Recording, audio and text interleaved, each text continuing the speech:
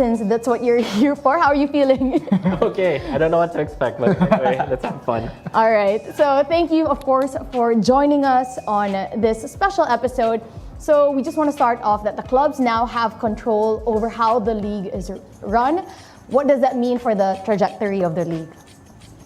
To clarify, so the Liga Group Pilipinas Incorporated is actually 4 clubs. So that would be Mendiola, Cebu, Stallion, and Kaya. The reason those are the 4 clubs are those were the original 4 clubs in the league since 2019 that are still existing. And that was actually a recommendation made by the previous PFF president to start privatizing the league and separating it out from the federation, who has a lot more responsibilities and projects they have to worry about. What does it mean for the league? We're hoping it creates some stability. We're hoping that we can take simple, easy steps to grow it little by little, but doing it prudently and carefully, essentially. I think with the 4 clubs that have been there for a long time, there's a lot of learnings that we've been through, that we've seen have failed or have succeeded or need to continue or need to improve on, and we're hoping to be able to provide that. All right. You know, you've mentioned, of course, that the one who suggested this was the former PFF president. Yes. So I'm just going to give a shout out to Sir yes, Nonong Araneta. We love you so much. All right. You got any questions, Jing? Yeah. Well, Jigo, before you jump in, I am just curious how the system works for you guys as Sure. The 4 teams, and obviously there are other teams as well. How do they feature and how things are decided for the league? Sure. So we actually set a meeting. Wow, I'm not entirely certain anymore. Might have been around the month of June or July. I could be wrong, so someone can correct me if they're watching. With all the other existing clubs in the PFL last season. So we invited everyone in. We explained that, look, we've already been incorporated. We've already been working with the federation. Nothing was finalized with the federation until about 3 weeks before kickoff, or a little bit late. But we were given the green light. So we let everybody know that this was the plan and this is the direction. So we didn't want to catch anybody off guard. We also expressed plans in which they can join this group, right? Wherein they have to compete in at least 3 consecutive seasons, showing stability and consistency, get licensed. I don't know if everyone's aware, but there is a PFL license wherein clubs have to adhere to be able to compete in the league. And there's also an AFC license if they have ambitions to play continental football that they have to meet. So, and then there are other things, financial requirements, all of these things. And they have opportunities to then join the group, have a seat at the board, and make decisions. Essentially, right now, it's not yet structured ideally. It's a lot of people helping one another, which is good in a way. We want everyone involved. They nominated me president, so I'm taking that role. But this is also a role that we want to rotate and have other people take on years down the road. I don't know exactly when yet. Everyone's busy. Sir Ruger's very busy with his business. Ernie and your dad are very busy. Mark and Ryan are also very busy. We're also quite busy on our end, but it's a responsibility that we've taken to drive it forward. Decisions, basically, it's a vote amongst the people on the board. Majority of the time, it is unanimous. It's very clear. We haven't yet reached the point wherein it's a deadlock, 4-4. Because the 5th board seat actually right now lies with the General Secretary of the Federation. So if we do have that deadlock, then he makes the call. Interesting. Yeah. Can I ask, so you mentioned that stability is one of those goals with this new setup, but what are some of the other short-term and then maybe down the road long-term goals of this current setup for the league? A good broadcast. No, I mean, we joke about it. I'm not trying to pump anyone up. It was one of the major decisions we had to make early on. We interviewed 3 different groups. We took a chance with Glenn and Jason and their group upstream. Very happy. very happy with their commitment and their passion to really drive quality and some new ideas. And I think short term is we just want to provide consistency. Wherein every year, all the football fans know the league's going to start in August. It's going to end in the beginning of December. It's going to break. It's going to restart the end of January. And it's going to end in May. Right? Not this every year, everyone's just waiting. Is it going to start? Is it not going to start? What's it going to be? I mean, format, we don't know if it's always going to be the same, but we're trying this format. It seems to have positive feedback. So I love leave it. Up to you guys. I love knowing when the games will be and that it's going to be on certain times. Yes. And when we can go on vacation, you know? That's also important, balance. Yes. I think that's a major thing that's often overlooked by people running the leagues is fans do have interest, but when they don't know where the games are, when the games are, I mean, it's hard to support, right? So it's just providing that knowledge and that security that, yes, we're going to be here at these times. Yeah, I just want to add to that. So what really was the main factor? So what made the clubs decide to finally take over the PFL? What was the tipping point? I think the frustrations of up and down. Like, a new group comes in, they have good ideas, they're pushing it, and then, it's going up, and then they decide they want to pull out, and you start back from scratch, you go back to zero, start again. And us, the clubs, seeing it, it's like, oh man, not to be like know-it-alls, but it's sort of that, guys, we've been down this road, we know this one didn't work, let's not do it again. But you're not fully in charge, so you just kind of have to take the ride and let them lead. And then having this opportunity when the idea was brought up, and then having the backing of the current president as well, who was very supportive with the idea, helped push it through the board of governors of the PFF, or the EXCO, sorry, and get their support as well. They shared their concerns or what might be, and we just had to take the leap basically and make it happen.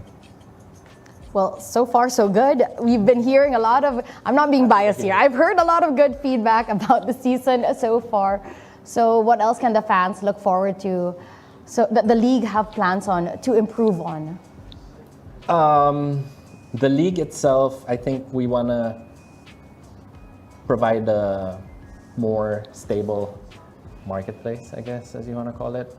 There are clubs that are clamoring for more opportunities to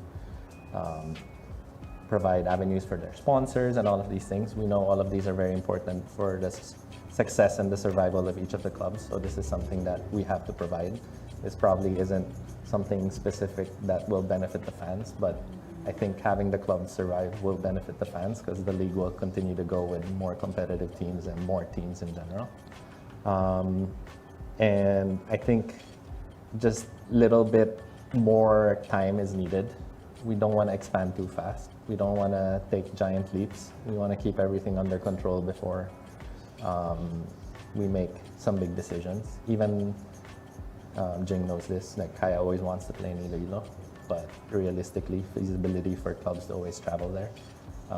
This affects Cebu a little bit, so we have to find that balance wherein we're helping them because it costs them the most to always have to travel to Manila to play their matches, which isn't also fair to them. So it's having that proper balance, but making sure that before we make those decisions or before we make those leaps that things are in place and nothing's gonna all of a sudden drop in quality or drop in standard. Can I just ask? Go ahead. This is a question that just popped up into my head now. But Sure. When deciding, sorry. Well, when the league was being drafted or ideas were being floated, the format, there's a lot of ways to format a league. You can look around the world. There's so many different league formats. What is the rationale for this format? Because it's, by the way, people don't know this, but the PFL didn't invent this format. It's borrowed from other leagues. Yes. But what made you guys decide to borrow this format? Which I also like, by the way. I really like this format. But what was the decision? I'll give props to former Commissioner Coco Torre. So we had a conversation about this format. When was this? Probably end of 2023, leading into 2024. The because he was talking about, then he was like, Paul, let's expand it, let's do this. I go, look, this is your league, like, you know, if you can expand it, expand it. So that beginning of 2024, there were 15 clubs, right? Yeah. And originally, I think he wanted to go in that format after the 2 rounds, but then costs and all these things, schedules, all of these things made it a little bit more complicated. And the real thought behind it was, because we're gonna expand, there might be clubs early on that are not ready to meet the standard of the top clubs. And I agree with it, wherein it's not fun for clubs to go into games knowing you're gonna win the game or you're gonna lose the game. And then it's just a matter of what's the score gonna be. No disrespect to any club in the league. And we made this clear to everyone as well in that first meeting, wherein, you know, if you really wanna push for playing outside, then you're gonna have to be pushing to be on the upper echelon. And it's gonna be more fun when you're playing clubs of your similar level, week in and week out, on both ends of the spectrum, right? Eventually, if we get there, not anytime soon, but you know, if there is a second division, that bottom half is going to be just as exciting, because you're going to be fighting off relegation, and then clubs from a second division will come in and take your spot, right? So it might not be as exciting for this season, but I think later on down the road, if this format is still accepted and pushed forward, I think you'll see both ends of it be very marketable for fans and clubs.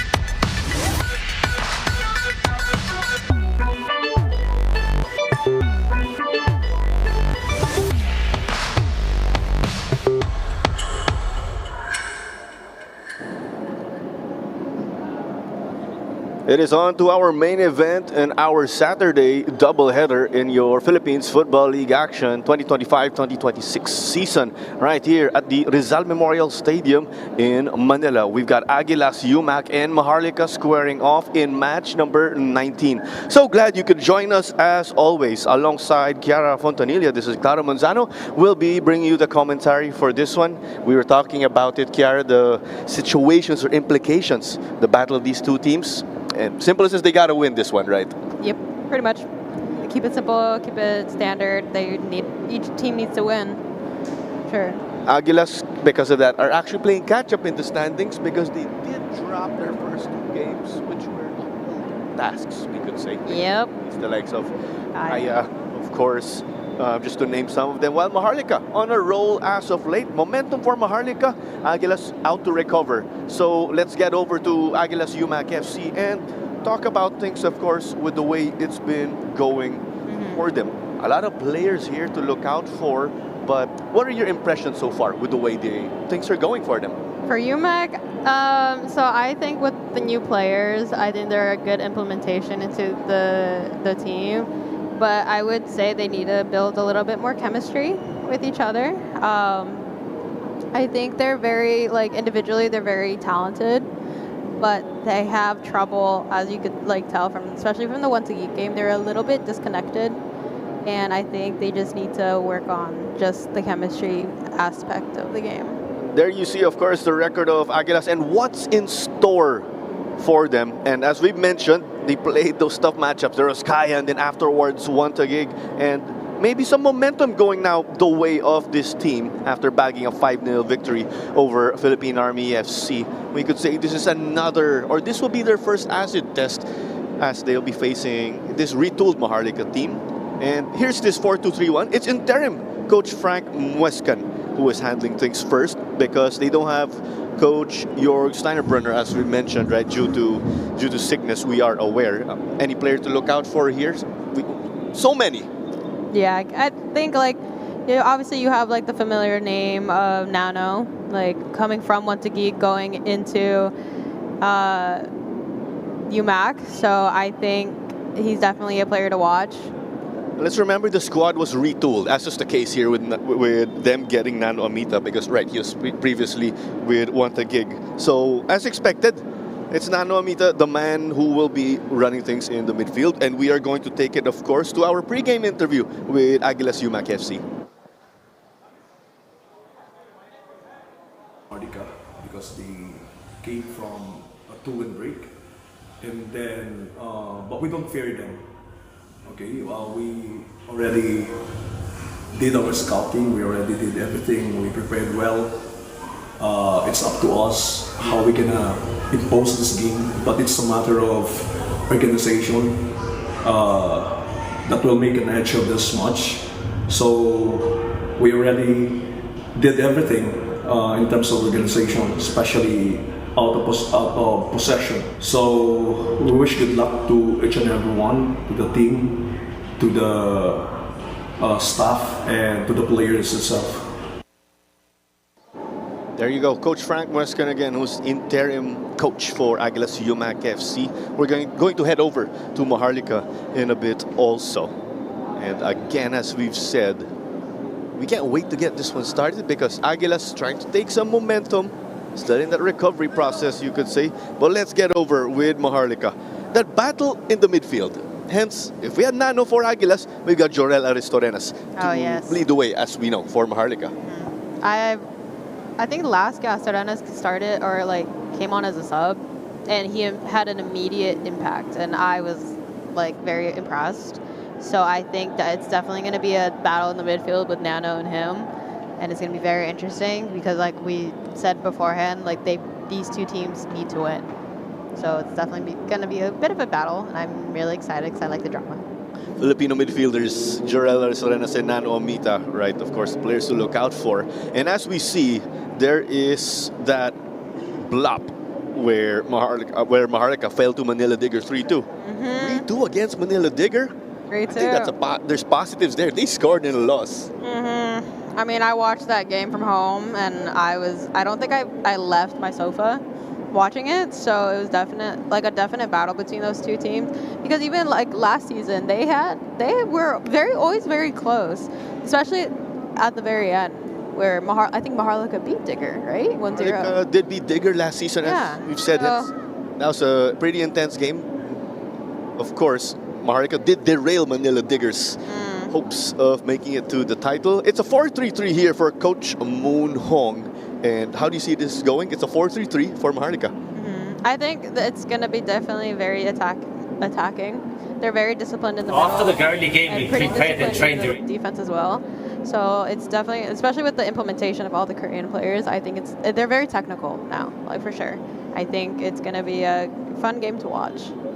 So there's a Korean influence to it, Maharlika, as we know, not just their coach, but also players. So another player also who we could look out for here is Eric Giganto, who was formerly Eric Giggs. Digger. Yeah. Come to think of it. And as we know, he was a massive addition to this team. After all, he is one of the top playmakers last edition of this tournament.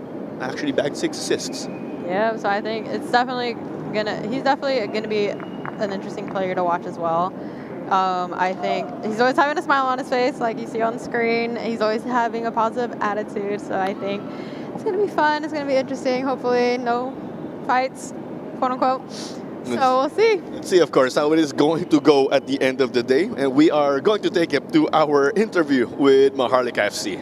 After the early game, we prepared and trained really well. We had a really good week. And coming up to this game, Aguilas, I know they won against Filipinami 5-0. But I think we're here to win today, and I think we will win.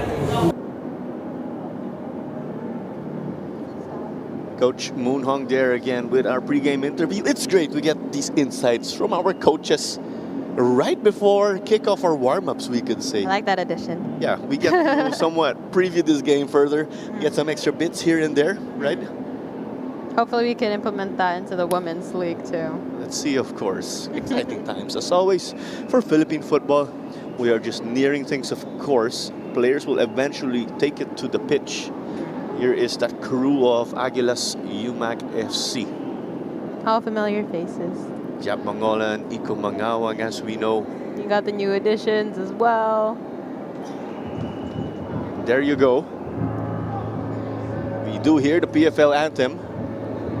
Teams are going to take it to the pitch now. We've got Aguilas, UMAK FC, and Maharlika. It's your 2025-2026 Philippines Football League action right here at the Rizal Memorial Stadium. Our main event in this Saturday doubleheader.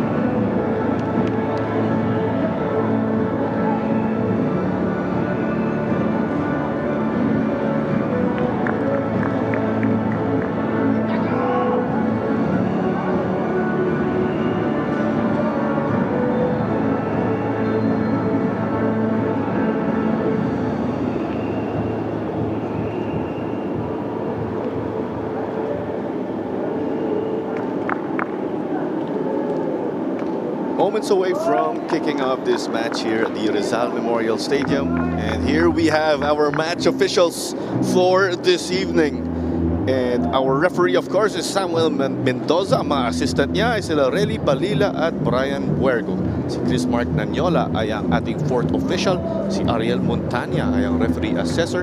And si Miss Cristina Ramos ay ang ating match commissioner. Interesting conditions here at the city of Manila.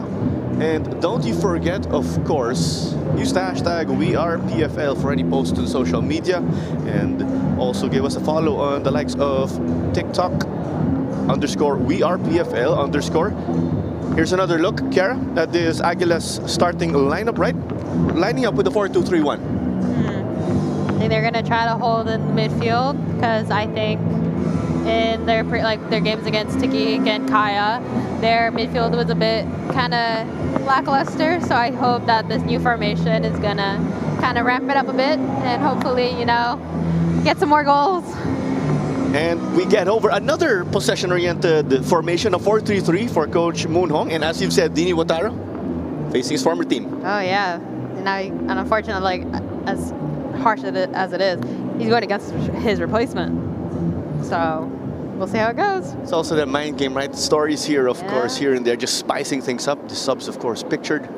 And we are going to have a moment of silence, of course.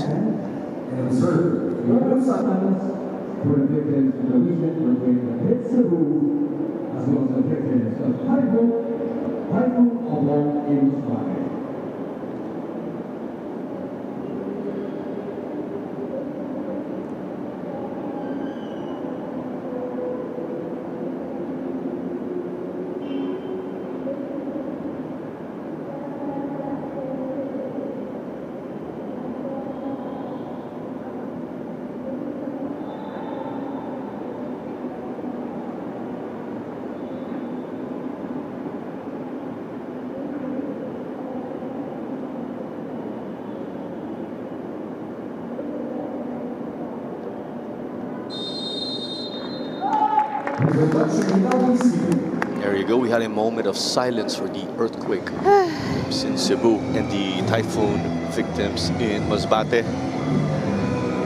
Great solidarity, of course, as always, for the Philippine football community.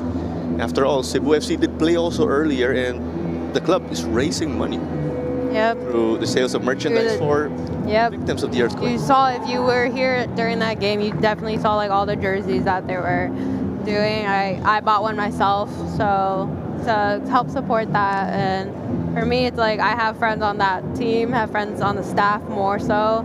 So I just wanted to, you know, help support that as well. Great stuff, of course, as always. And Fahmi Ibrahim is going to kick off this game, playing up front. Not his usual wing position. Let's see how this will go. And as is the ebb and flow of the game and what's been the new thing to do, Kiara, Maharlika conceded a throw-in for Aguilas deep. I feel like that's like the new thing to go long the kickoff. You know, it's a new thing. The header here denied by Dini. And Malik Xavier, also known as Kaka, got that shot up. As you were saying, yes, with the kickoff. Yeah, I think it's like the new trend to go straight, just deep into the opponent's half. And the team who gave up possession will try to press, right, while the opposing team is going to give up a throw-in. We're not surprised by it anymore, and we will say, and I will say, the 2023 Copa, we were all scratching our heads when Maharlika actually did it. Hey, this league is full of surprises, so can never. Aguilas UMAK in their white, Maharlika in blue and black. It's Aguilas trying to come up with something now in the midfield. Kaka hitting it wide. Chance inside the box, shot taken past Dini, but just shy. Almost, but not quite for Diego Aspiras. But what a start here from the Aguilas. 2 promising shots already. Yeah, go Besties. No, definitely. You can see that Espinas is very like determined to hit that goal. Like, cause unfortunately for him, he didn't start or play the first few games, and he got his first start with UMAK against Army, and he did fantastic. He got man of the match. So I think he's gonna try to ride off him from that like game into now. Momentum is something you cannot see, but it's definitely there, right? When you refer to coming off a good performance, a bad performance. It was stopped here by Menzi. That is Mike, let's remember. Oh, yeah. Off the boot here from Babukar.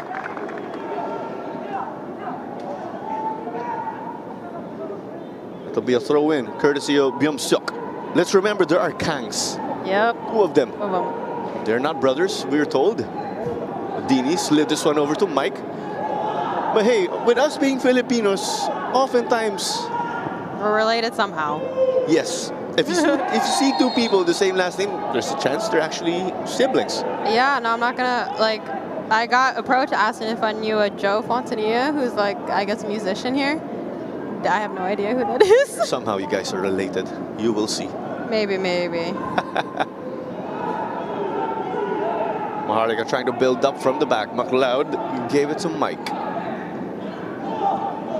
Park. Hancock trying to secure. Desperately, or just knocked it back to Shiraoka.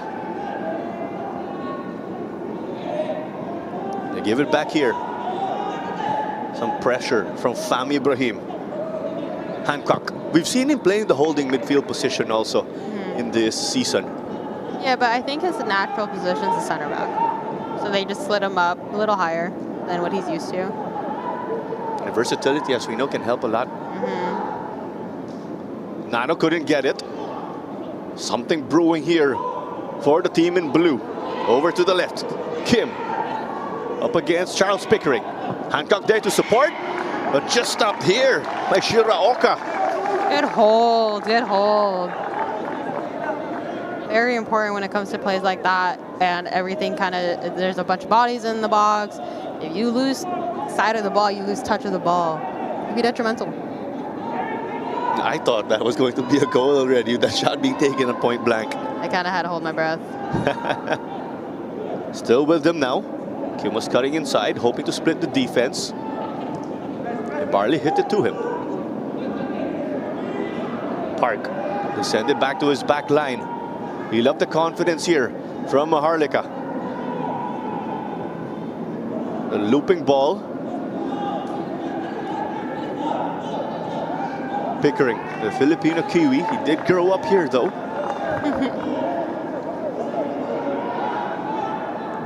Both teams trying to feel one another out in this game.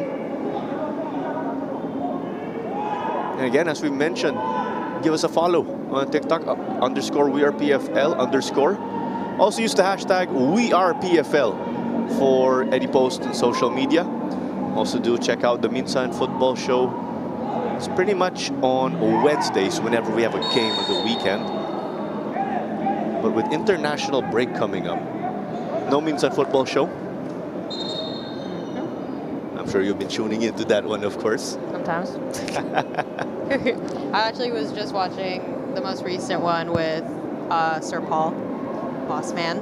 So I was watching it with like a few friends of mine. So it was really interesting to like hear his input on what's happening in the league. And I think what is happening in the league is pretty good. I like how like I like how there's 3 rounds, more football, you know. So and it's exciting. This might be one of the longest PFL seasons, come to think of it. You mentioning that, it's because the 3rd round again. Yeah. The championship round, the classification round. The stakes are much higher there for the teams who make it to the top 6. Also, for sure, with the bottom 5 because they don't want to finish last. So yeah, of course. It's an extra motivation. Yeah, of course. That's the name of the game again. After 2 rounds, make it to the top 6. Should be everyone's goal. There you go. And then again, if you are in the consolation round, you have the chance to move up the standings. And Amita is not happy with that, calling for a card. quite a challenge from Young Suk. You did see, of course, the physicality from Maharlika over the course of the season. Gave a push right after Nano gave that ball up. And Nano has very good control over his anger because... Here's this ball into the box. And it was covered by Park. Dini Watara again, one of the top goalkeepers last season. Yes, June Badelic won the Golden Glove Award. But Dini right behind had 6 clean sheets. Definitely, there's always been a battle for top keeper in the PFL league. So I think, yeah, it was Dini, June, obviously getting the Golden Glove. Quincy was up there too when he was here. So like, I think it's definitely, you know, a battle. It's always gonna be a battle for us. So there's always that quality when it comes to goalkeepers right here, whether you refer to the Philippine national team or even the PFL as a whole. As Dini had to get this one at his near post, Cart appeared to find an angle somehow. But we have a whistle here, Kiara. Yeah, it looks like on that shot, Dini stepped out. Ruben Thiran here, the Malaysian, getting into it with Dini Watara. Sorry, as you were saying. Yeah, no, like I said, he had the ball in his hand, he stepped out. I think that's what the call is. And it is goal kick for a corner. Let's see, there's a bit of the confusion. I'd like to think the Aguilas were stretching their luck. Here's a look. After all, Cart did get this shot up. And this is the debate. Is it inside or outside? At the end, they did say Maharlika ball. Yeah. But now it's the Aguilas who will pile up the pressure.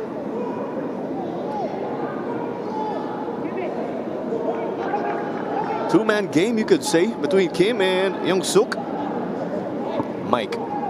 Mike has also had quite a season so far for this squad.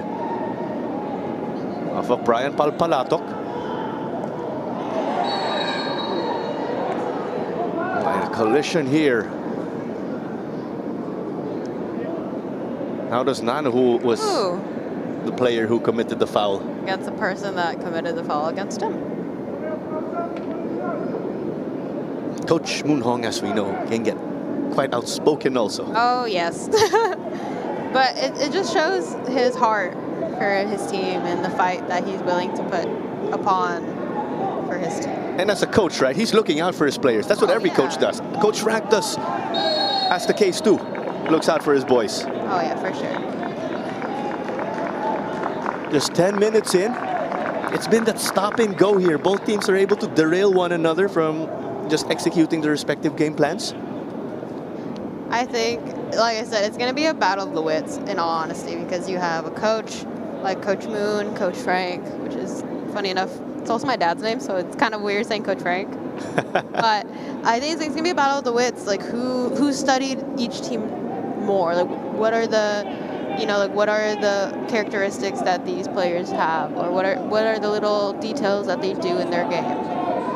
So who did better their homework? Yeah, pretty much. You enjoyed doing your homework, I'd like to think, when you were studying, or you were still studying. Still studying, and yes, I do. I know it makes me sound a little like nerdy, but no, I enjoy learning. So I didn't like my homework. Of course you didn't. I can tell. I did it. Oh, you did? I did it, but I didn't like it. I enjoy doing homework for games, all right? There you go. Doing homework for games is always fun. Papano, I still do my homework, of course. To all the kids out there, make sure, of course. Do your homework. There you go. Thanks, Kiara. Dini Barley whipped this one in. Oh, Maharlika, not in the same page. That's why it was picked up by Kaka. I think it actually took a hit from the referee. That's why they all stopped. Because once upon a time, but first it was gifted away. Fami couldn't get it. Definitely overplayed. But once upon a time, if the ball would come off the referee, they'd let play carry on. Because they said he's part of the field of play. But the new rules is if it hits them, right? It's going to be a drop ball. There was no drop ball. Not in this instance, but we're sure, of course, The referee Samuel Mendoza, aware of what's going on, the different scenarios here and there, and applying it. The Philippine football community taking in the action. Charles Pickering did play for Stallion Laguna last season. He did show us he's capable of playing a wing back also. I think I've seen him in like 3 different positions. He played center back in that opener of Aguilas. That was interesting. I was like, what? That's the first time I saw him play there. Kulang na lang goalkeeper. Hey. Pickering. He's out to get your job, Kiara. Maybe. They wanted to dummy it here to Ruben Tiran. It's great we get to see fellow ASEAN players from the different countries come into the PFL. It was flicked, I think, from Hancock, but not enough to hit it to the side. Nonetheless, he is delaying Fahmi Ibrahim. He waits for numbers, and his cross was blocked. But we have a player down for Maharlika over at the half line. Earlier today, a statement win for Cebu FC, tagging a 6-0 victory over DB Garelli United. Yeah, that game was, it was, at first, it was pretty even. But once they started, like once Cebu got on their strong foot, then it kind of was like a waterfall effect. Like it just kept coming. And Cebu, thanks to that win, now in 3rd place in the standings. Let's get this. Maharlika also with 6 points, but currently sit in 5th place because of goal difference. Things will get very spicy though.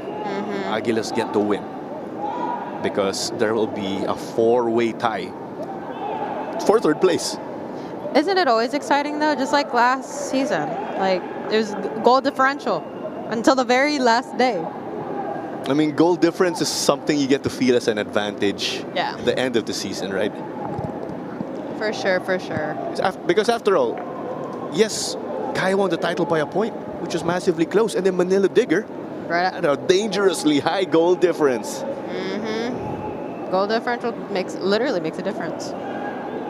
It can also be that barometer, of course, or assessment for a team's offense, a team's defense, maybe even consistency. You always want to stay in the positive there, of course, as we have a whistle. I believe our referee is going to give some warnings out already. There you go. It is assessed to Cart Talarok. Cart is one of the few holdovers in this Aguilas UMAK squad, along with his brother Richard. Yeah, like I said, UMAK has a lot of new faces that we didn't see from last year. So obviously the faces like Dino Otara leaving UMAK to come to Maharlika was one of the losses that they had, and now it's just like it's practically a brand new team. Exactly. That's why there's a bit of that curveball. Where do you put them in your preseason predictions? Because hey, it's an overhauled squad. We didn't get to see them play yet. A lot of question marks. And some of us were also thinking they could have used that to their advantage in the first games of the season by being unscouted. I'd like to think that is a massive curveball that could go your way. Yeah, and they also like barely just announced their new signees like right before the season started. So I think that's also like a good like marketing move when it comes like, okay, if you don't want to share our new players because we don't want you guys to scout them yet. You gotta wait until see what happens. But interesting though, right? A tough start for Aguilas as they fell to some early favorites with Kaya and Wantagig. Yeah, even with them versus Kaya, they held their own. Chance here on the counter. Kaka shooting. And off of Menzi. Aspiras hit it to the left. They cross as expected. Menzi, the defensive header again. It goes to his college teammate though, Nano Amita. Hancock cleaning up at the back. Nano stabilizing the ship. Hit it to the left. Cart dropping down because Palpalatok did go up. Amita over to the right. Ruben Tiran. Oh, this has gotta hurt though after a promising spell. Obviously, Kiara, you are a goalkeeper. But that must be deflating for you and the squad. Hey, there's some great build-up and then you get offside. Oh yeah, for sure, because it's like most of the, like 75% of the time, we're not in the play at all. So you hope for the play to build up and obviously get a goal in, because as keepers, we're involved in the game only for so much. Playoff-like intensity in this game, I will say. And a yellow card is issued here. We need to check, of course, who was given the yellow. I believe it was Cartalarok. So to be resumed here by Maharlika at the back. About 17 minutes or so into this game already. Aguilas in all white, Maharlika in blue and black. Do you see the advantage going either way? I mean, right now it's really even. It's kind of hard to decipher like who might have like the advantage. Yeah, it's kind of, it's like watching ping pong, going back and forth, back and forth.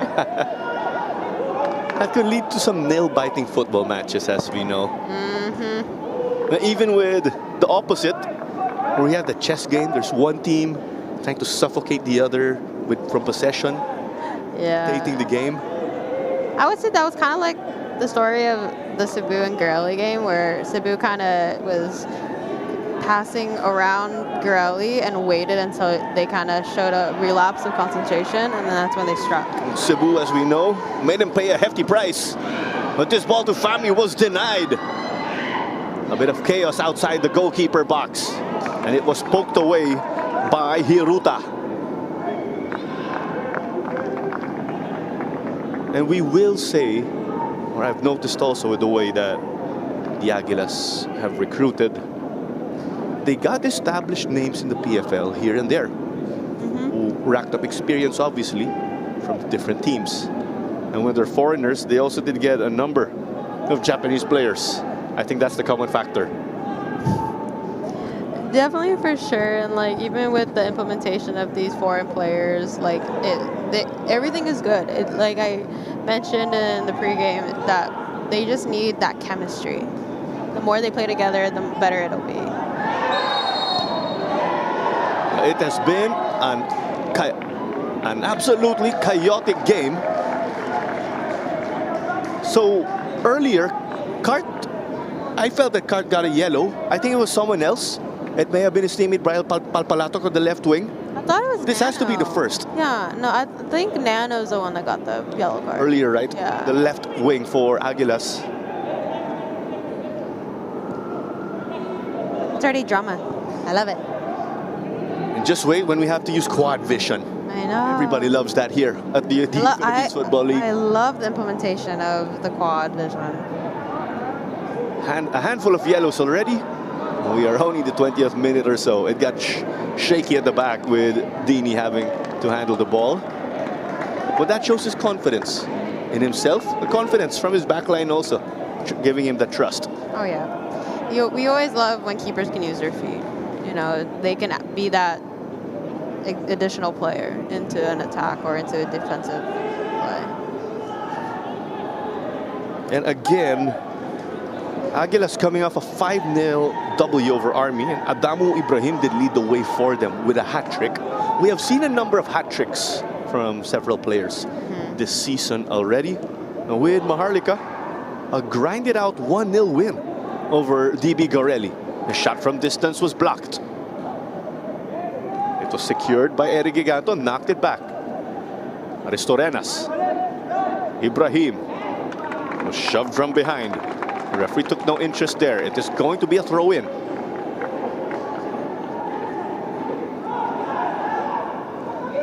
But the thing here, though, I will point out with Maharlika is they've seen difficult wins. They've seen those tough losses too, where they still get to play well. Kim crosses it. Casually handled by Hancock with the first touch. And the collision here, we've been seeing a handful of collisions every 2-3 minutes or so, Kiara. Yeah, but you know me being me being a bit honest. Some of them, Speak your mind. some of them are a little divey for me. Ooh, you heard it there. Just come on, he's up already. Here's the replay. Drama. It's okay, they can hate me later. It's fine. Your list of haters growing, eh? I guess. Right. Are you on it? I leave that up to you. Hancock wanted to thread the needle to the midfield. It's Malik Xavier again, whom we refer to as Kaka. That's his nickname, we were told.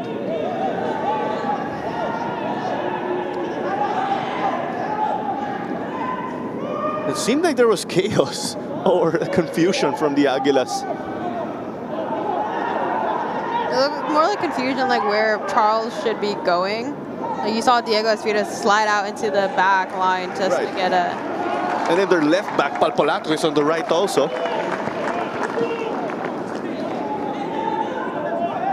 Throw it taken quickly from Fami. Kim. You love this technical ability from the Korean players. That's one thing I noticed about this new Maharlika team is that they're a lot more technical than they were last season. It's nice to watch. And also with these foreigners coming in, as we say, they raise the game of the league, of all the players competing, especially the local Filipino players. Yeah, because like obviously when you're surrounded by talent, your own talent's gonna grow, you know? Because you're gonna push yourself to be like the new talent. Oh, so it's, you don't shy away from a challenge because this person's better than you. No, You're going to do what you can. Yeah, because stay in pace with them. Because like yes, you're teammates, but like let's say for example, if they're in your position, you gotta battle for your position. To be the best, you have to play against the best, as we know. They step on the brakes here.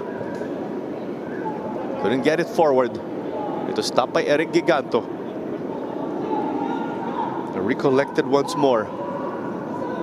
Aguilas favoring the left at this time. Some energy being put in there. And Babukar, I would like to think, has that license to move forward as that center back. He was getting involved in the left wing. Coach Moon Hong pictured trying to make some adjustments on the fly with his team. About 25 minutes in already. A big thank you for joining us on the Facebook and YouTube pages of the Philippines Football League. And it is going to be a drop ball here. Kiara, the ball running into our referee. It does happen, as we know, right? Now it happened. It hit him a little bit earlier. It didn't happen. Now it did. We did call a game, right? We had referee John Mike Basinan with a deep squat to avoid the ball as he was close to it.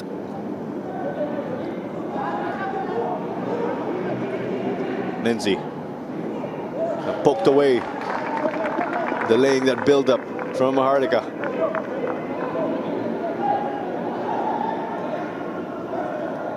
I remember when I first came across Michael Menzi, I thought he was Audie because I didn't know that Audie had a brother. I was like, wait.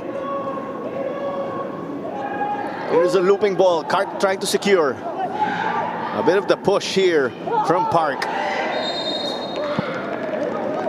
And with fouls being given up here and there, not just fouls here, but shoves here and there. Yeah, drama. We are being primed for a dramatic finish. And I thought women were dramatic. Dude. You know who got right? Yeah, I see you bringing that out here. Drama queens. Not even drama kings, drama queens. Well, yes, we are primed up for a finish here at the rate that this is going. There's tensions building up between the players here and there, the different matchups, the different zones. So this is a free kick. Close to the corner kick spot of sorts. There's a two-man wall as they are hoping to provide some extra cover. And you see this here, there's an Aguila who is blocking the way of Dini, and in turn Dini has a player, a teammate protecting him in Dini Barle. We'll talk about it later on. Cart under pressure from Jorel. The fall. It's play on. Both teams in a bit of disarray because that was a set piece. Interesting. But yeah, you have that attacking player trying to bother the keeper with his corner kicks, free kicks, you name it. I hate that. I don't like it. But it's things that we got to deal with in our position. Now, have you ever conceded a goal from a scenario like that, or your teamteammates are always able to? Like on free kicks? Oh no, plenty. Situations like that, free kicks, corner kicks, where someone's annoying you. Oh no. Standing in front of you. When people stand in front of me, I'm not gonna tell my secret, but like, because I get, kind of a light foul there, but okay. Yeah. So for me, it's like, when people touch me, you know, I try to keep it in. But if it gets like too much, like if someone's just like poking you and poking you and poking you, or like tugging on your shirt, I've had my hair pulled. Like, and this is before my hair, I chopped off my hair. Like I had like hair up to my hips, and that's long hair. Yeah, like really long hair. And I had like a really long braid, and a girl literally decided to yank it, and I almost lost my mind. Was that with the national team or? No, this was in college. College game. It was in college. I literally almost, and like for me, I don't start fights, but I almost did that day. And because of that foul that was won by Fahmi Ibrahim, it is going to be this ball whipped in by Byung-suk. Seems like a bit of an early cross. Players outside of the goalkeeper area. And punched out by Shiraoka. Good decision by Shiraoka, just to punch out, not try to catch it, hopefully not to fumble the ball. Secured by Eric Giganto and just cleared off by Nanon and company. Sorry about that. That's okay. You see here the technical prowess, though, of the Korean players. Brewing something for Maharlika. Like I said, it's going to be like a battle of the wits. Who's going to do what better?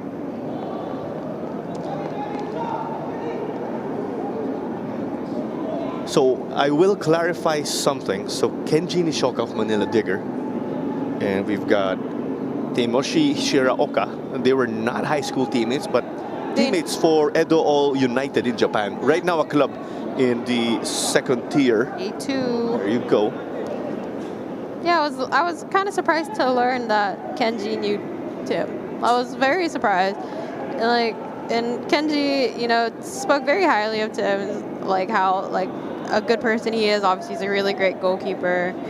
And like he's happy to have like another friend here, because it's kind of like a common theme that all the Japanese know each other in some sort of way. Of course. Yeah. To be precise, that's the second tier in the Kanto Soccer League. That's where Edo All United is now. So I think that in Japan they have, for the men's side, they have like J1, 2, 3, and I think 4? Question mark. And then they have the different regions also. So Edo All United, the Kanto region. When I think of the regions, I think of like the Pokemon regions. Yeah, me too. I will say. I like recently got back into Pokemon, so. It does help, I will say. Yeah, no, Pokemon, especially in Japan, Pokemon's huge there.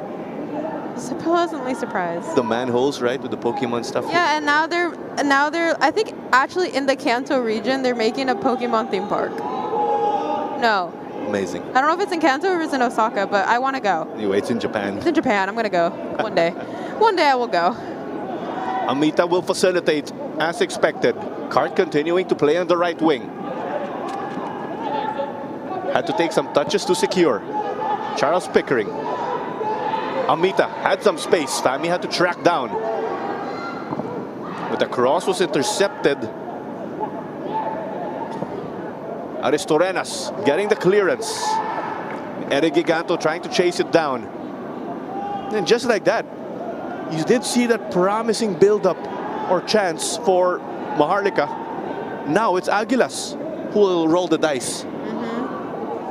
You can see right now, it looks like they fell into a 5-4-1 for Maharlika just to be in that defensive shape.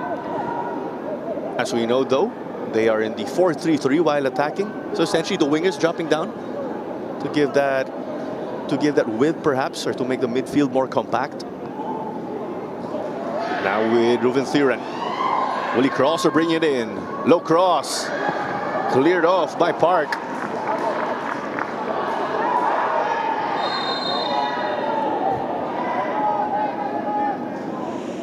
And I've run out of words because we have seen a hefty number of collisions in this game. So Fami Ibrahim gets his warning. I'm sorry, like I'm trying not to laugh. I just watched it happen and it looked very harsh. We are sure, of course, players want to avoid getting into the books of referee Samuel Mendoza. Of course. There was that foul. Drama queen.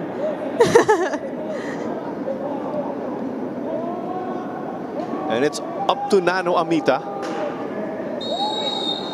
He's going to drive this forward. Dini saw that this was out and about already. And the spell, or that spell, will end here for Aguilas in all white again. And tomorrow we have our triple header right here at the same venue, the Rizal Memorial Stadium. PFL action to keep you company. But here we did mention if Aguilas get the win, there will be a four-way tie for third.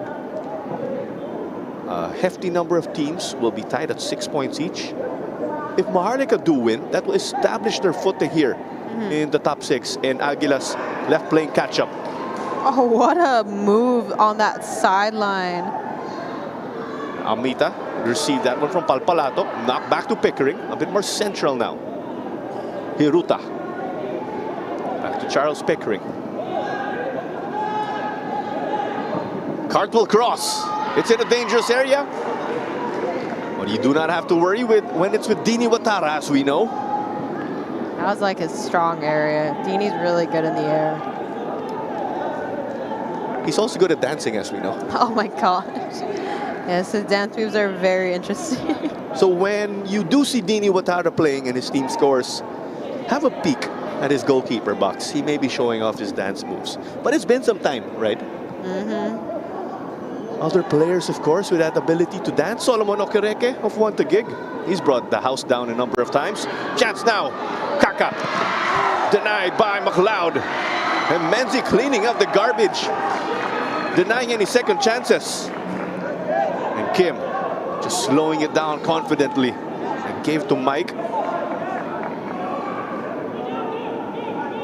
You love the quick one touch that we saw earlier for Kim. Had to slow it down.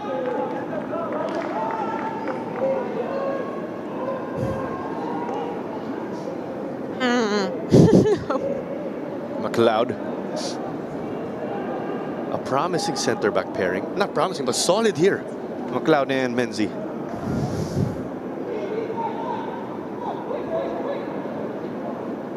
Dini Barde playing the sixer, holding mid position.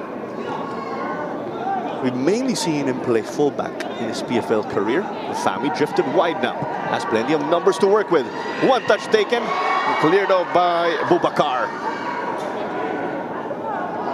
Card versus Park.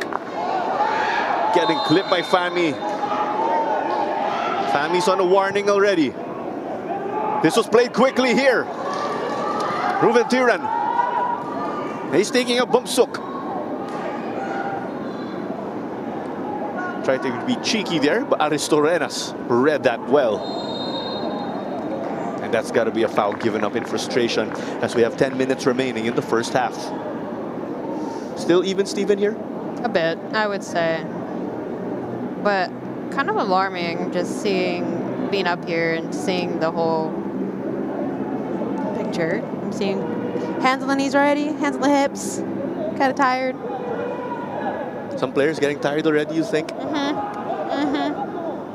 We are nearing the halftime break, so are you suspecting or sensing any subs Yes. coming out of the halftime break? For sure. I just hope that like these subs, no, I don't even like to call them subs, I like to call them game changers. Game changers. Like with my coach. But I hope these individuals they do make a difference. Fami from Jorel. Charles Pickering poked it away. Pickering and Fami did move to different teams now. They were together again last season, as we've said.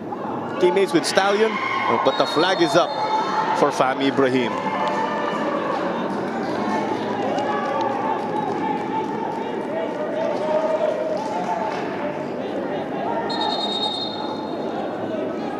Here's a look at the replay.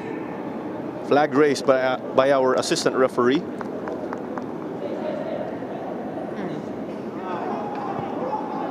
Eight minutes and change remaining. I'd like to think whoever concedes, it is going to be a disaster for them. But yeah, it's going to the team scoring. Then it's like, all right.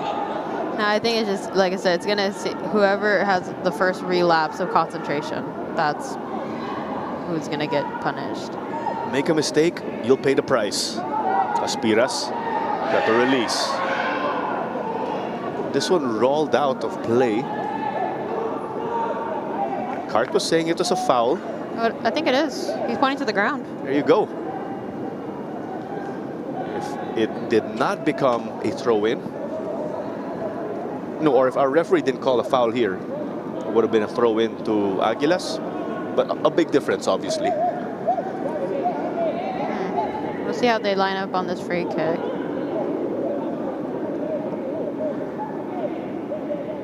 They will place one man here.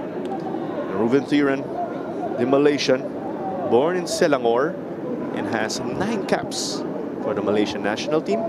Twinsies. I have 9 caps for myself. 9 caps too? I have no caps.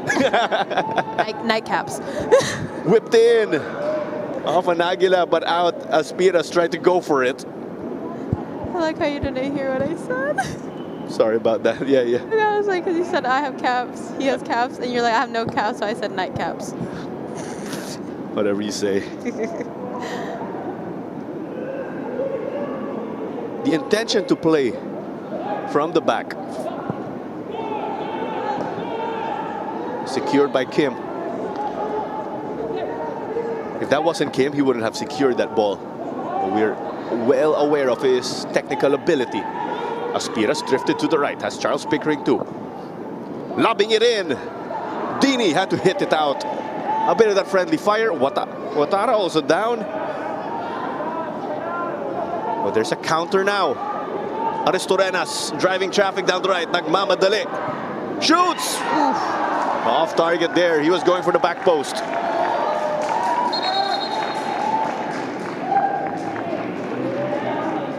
Dini is still down as well.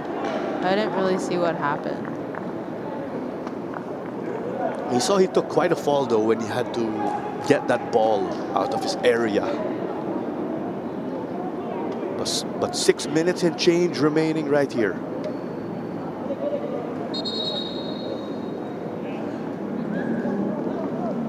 Maharlika's physios taking it to the pitch now to check on their goalkeeper. Here's a look at that one. Just a collision. But those collisions are never fun. And then the counter attack, of course, here. Take us through this one. Honestly, I think Shiroka's positioning was good. Had caused him to make a decision. The defense on the transition was okay, but I think they just need to be a little bit more mindful of spacing. For sure. In my opinion. Your opinion, of course, valid as we know, given that you're a player again in the women's league and with the national team, as we are aware. Dini Watara pictured, continuing to be checked on. Coach Frank and Coach Moon Hong, as we also got to see in some recent pictures, making adjustments as they prepare for the 5 minutes and change remaining in this first half. The look to utilize this stoppage, of course, to make some tactical adjustments and to rehydrate.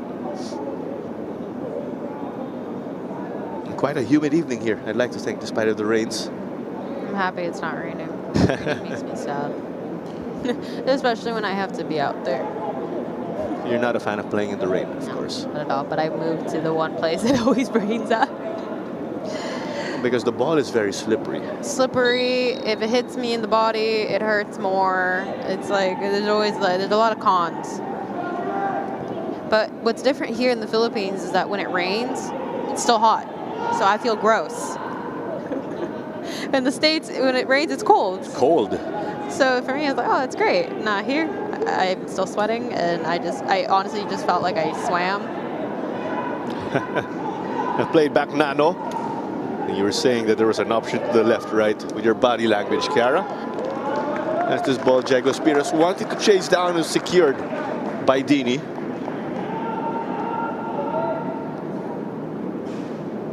Three minutes remaining. What do you expect from our two teams, given they're just got to make adjustments here and there during that de facto cooling break for Dini?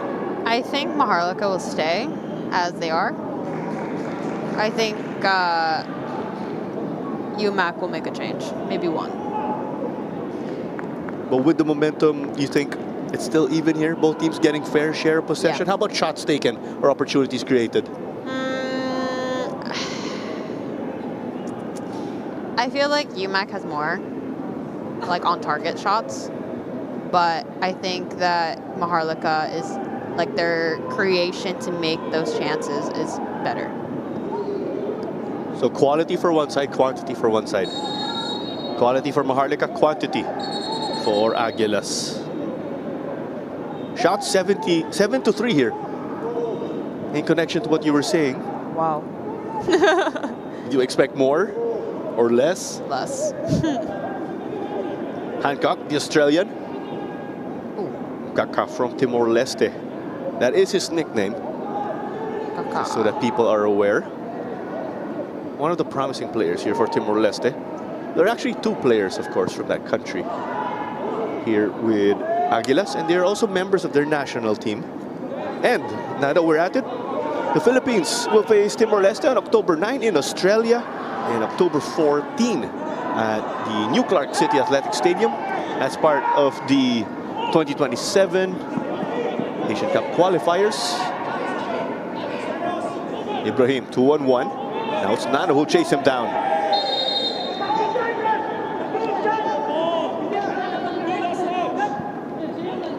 Nano Amita pleading his case, but that foul against him sticks.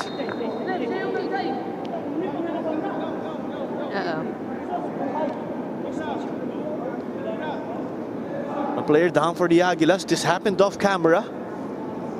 We are aware that it has been a very physical game. That stop and go nature. We see throw-ins, fouls, free kicks in the middle or at the back. And those are good and all, but like there's so many of them that I keep stopping the run of play. That player down was Boubacar Diallo. People may be wondering, why is he all the way up as that center back? We've been observing his movements. He's been given permission of sorts to move forward and help the attack. Not your usual fullbacks moving up, right? And then your center backs stay behind. 3 minutes of additional time, as confirmed by Chris Mark Nanyola, ang fourth official po natin ngayong gabi. I think Coach Moon's sharing some words in Korean.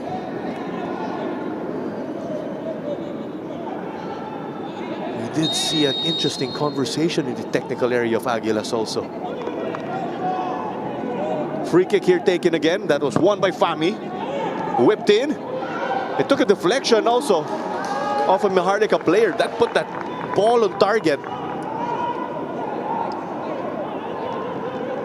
Do you say that's the best chance of the game so far or not quite? Not quite. I think the shot that went wide was their best chance for sure.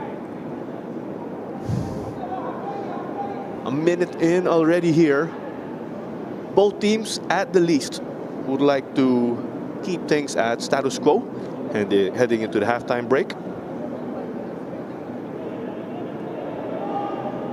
Perhaps with them holding on at the least here, they'll regroup in halftime, make some adjustments here and there, tactical or even player substitutions. And then we'll see from there. But a chance for either team to get one on the board right before the halftime whistle. At this rate, it's Maharlika trying to sneak one in. Ooh. But cat-like reflexes here from Shiraoka. Okay. He didn't really have to jump for it. That just it just stuck to it. His hands, of course, just went straight to the ball.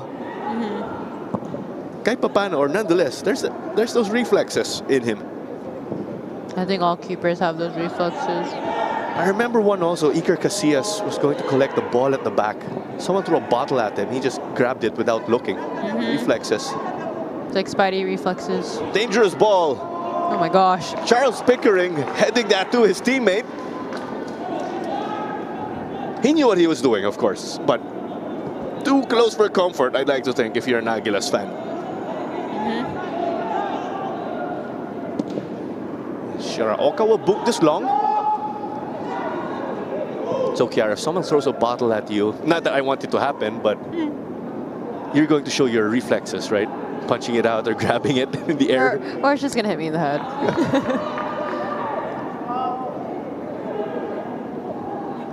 They swing it over, they'll cycle it. Barley dropping down in hopes of supporting the center backs. McLeod. Touch there from Kim. Dine Barley. Mike, he did score 2 goals in one of their wins. That was versus Toloy. A brace for Mike Menzi. And Fami Ibrahim also added one of his own.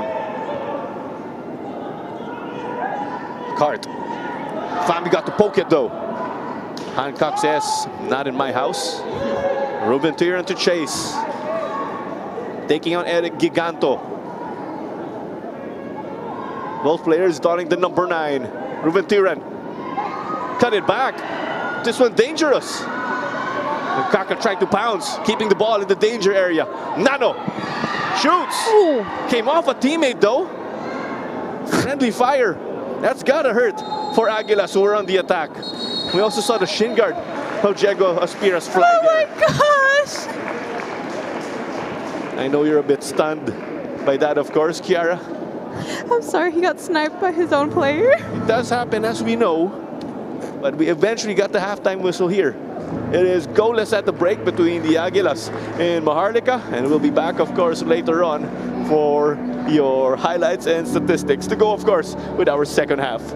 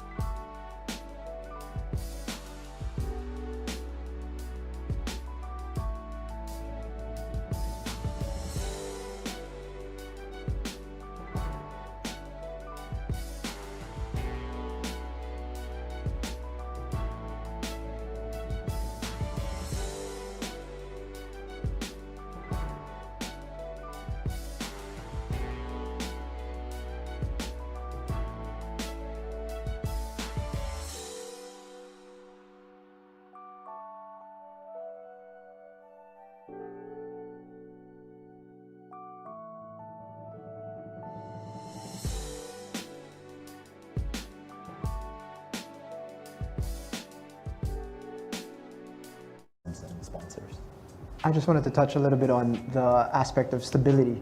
And obviously that's something that has been lacking over the last decade or so in Philippine football, in club football in particular. Right now it's such a great lineup of teams and the quality is there, but what guardrails do you guys have in place in case teams overextend themselves, as they have done in the past, where they get a little bit too enthusiastic, feel as if there's going to be financial support that comes in midway through, it never comes or it doesn't materialize, and then we have these tricky situations that happen in the middle of a league. In your opinion, like, what's the best way to mitigate something of that nature? And if it does happen, do you guys make any decisions on like what might be repercussions of that, or? Straight answer, there aren't many guardrails, to be frank. The best we could do is communicate it ahead of time. What are the expectations? What you have to pay? What you have to be willing to put out? When are the deadlines to meet these? What are the expectations, right? And then if they drop off and don't meet it, or they fold mid-season, there are rules already written in the previous PFL wherein they're going to be banned.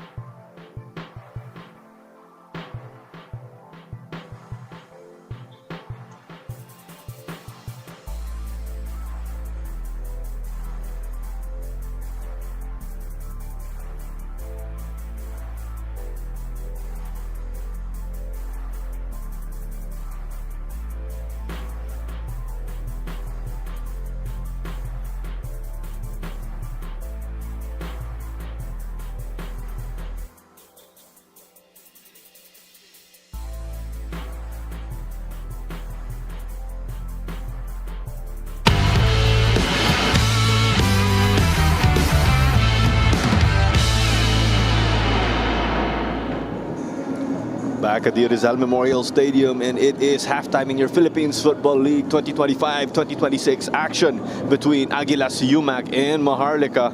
Goalless at the moment here, but it has been that technical display, we could say, from our teams. They're out to put the ball on the ground and break the opposing defense. It's been that quality game despite of the scoreline. Some may be looking for goals, but we've had beautiful play also. Let's not forget about the transitions we've been able to see also from both teams. As you pointed out earlier, Kiara, with Maharlika, you were saying they're getting quality shots as opposed to the Aguilas, who are getting quantity. Dini Watara did get that one. There's a bit of a debate, goal kick or corner there. They said it was a goal kick to Aguilas, so not a problem. And here's the man leading the charge up front for Aguilas. Malik Xavier, also known as Kaka. That's his nickname. The Timor-Leste international. Trying to get involved up front. Cartalaro getting clipped. We've seen a handful of fouls in this game. Let's be precise, shoves also from both teams. And Teimoshi Shiraoka has also been stable, as is the case for Dini Watara, the latter a veteran already of the Philippine football scene. And this shot from distance, there you go, as we mentioned, picked up by Shiraoka. Aguilas continuing to work with interim coach Frank Muescan. Coach Jörg Steinebrunner, as they've reported, continues to be sick. A speedy recovery, of course. Hopefully there's nothing majorly wrong. We saw the friendly fire there. Nano Amita's shot was blocked by accident by Jego Espiras. We also got to see a shin guard fly. And here's the statistics. What are your impressions, Kara? I think, as we discussed before, it's a bit even. Like, really, it really is. An even game, 8 shots to 5. Not that much of a difference, right? Corners, only 1, but let's get this. We had a number of free kicks by the corner kick spot. Oh my gosh, I know, yeah. So can they just be counted as corners? Technically, it's still a free kick, as we know, of course.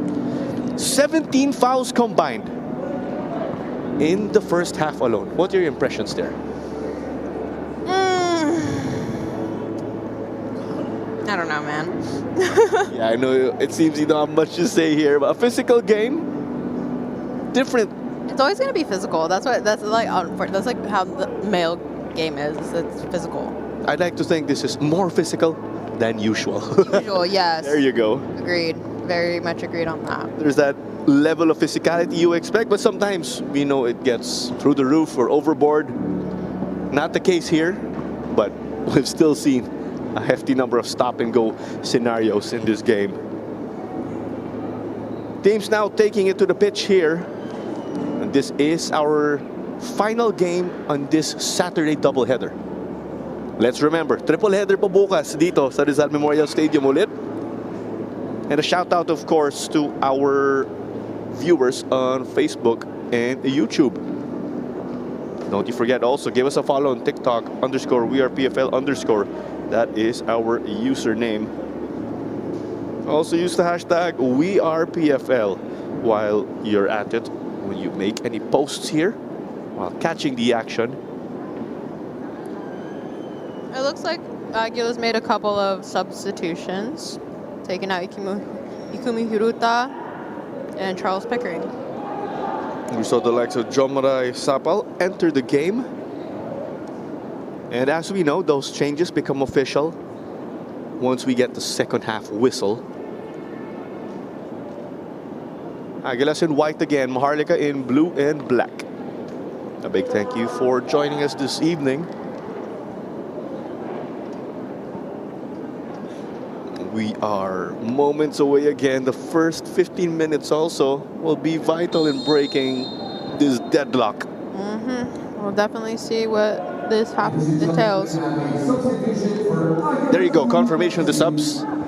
Number 7, Charles Pickering is replaced by number 4, Richard Talang Jr. And number 16, Ikumi Hiruta is replaced by number 8, Jomaray Sapal. They're bringing it up quickly. I predicted that. I said that Maharlika was going to stay the same. That's right. And then UMAK Aguilas was going to take a change. Already on that front foot, with that cross, fortunately goes straight to Dini. But now you can see that now they're pressing and they're like, no, we want to get that first goal. Dini Watara, the commanding presence.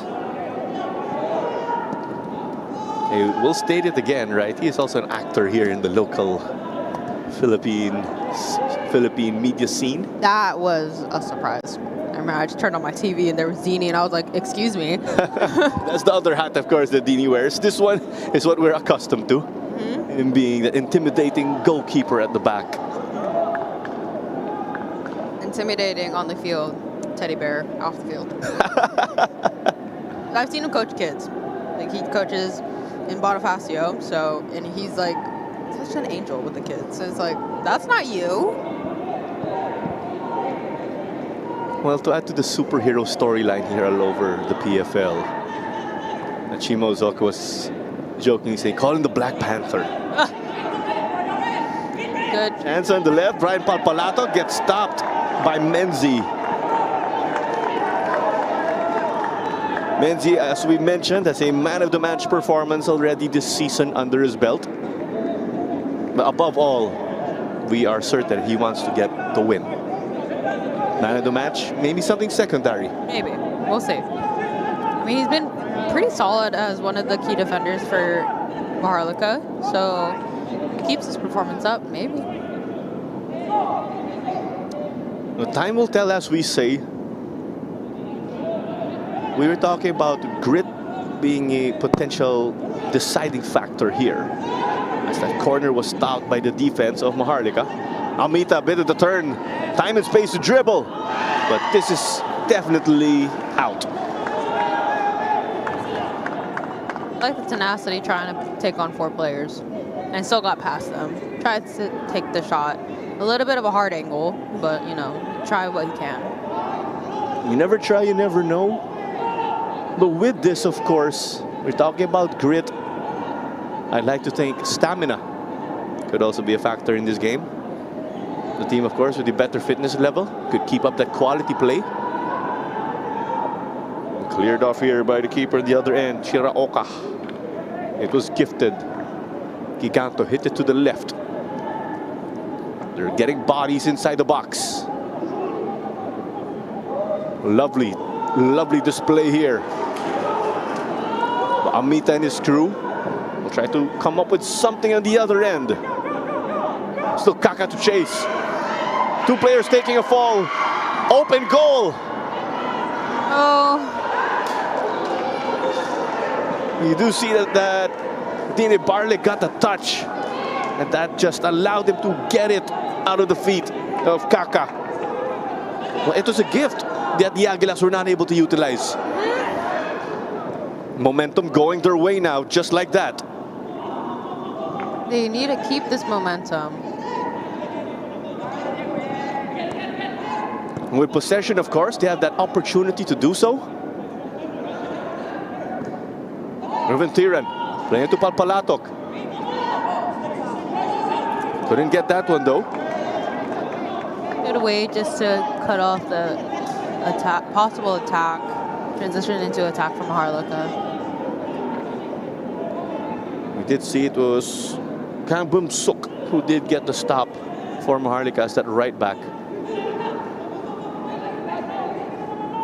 Interesting, Maharlika playing it short despite of Aguilas putting their players up front. I'd like to think, is that too dangerous? What's your take on that?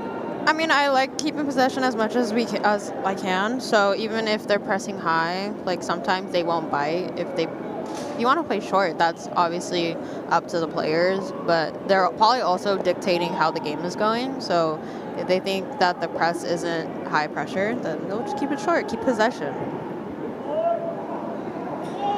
And with that, still with Maharlika now, trying to get it forward bit by bit. Giganto Aristorenas exchanging touches. Just 5 minutes into the second half. We are carrying over the intensity from the first 45. This opportunity clearly thwarted. It's going to be a corner kick. how do you size up the teams here? Is there one team taller than the other when it comes to set pieces in particular? I think UMAK has a little bit of like more height, like in the likes of Nathan Hancock. He's pretty tall, so I would say so. And then I'm trying to see without my glasses. Even on the screen. I mean, you can tell, like body to man here, that UMAK has a bit more height. I would say. Here comes the service from Giganto off of Hancock. There you go, being the taller player. So he's coming up with those defensive duties with that tall player, right? As you were saying. Yeah, tall players being the center back have to be really strong in the air. Obviously, no fouls. Got to be careful with those too. And then when you're in the opposite, let's say you have a corner kick, you're attacking, or a free kick, you could do the same. Yeah. I think those tall players. For sure. Hit defenders sila. Yeah, you want to get those tall players in, especially on the attack. Then you also have like the likes of Nano, the size doesn't matter. Like he can jump, I think, like 5 feet in the air. He's got the hops. Yeah. Absolutely. It will be a corner kick once more, but on the other side.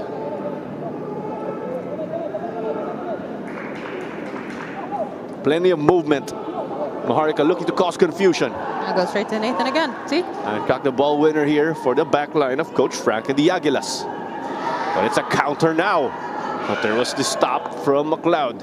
He did delay that.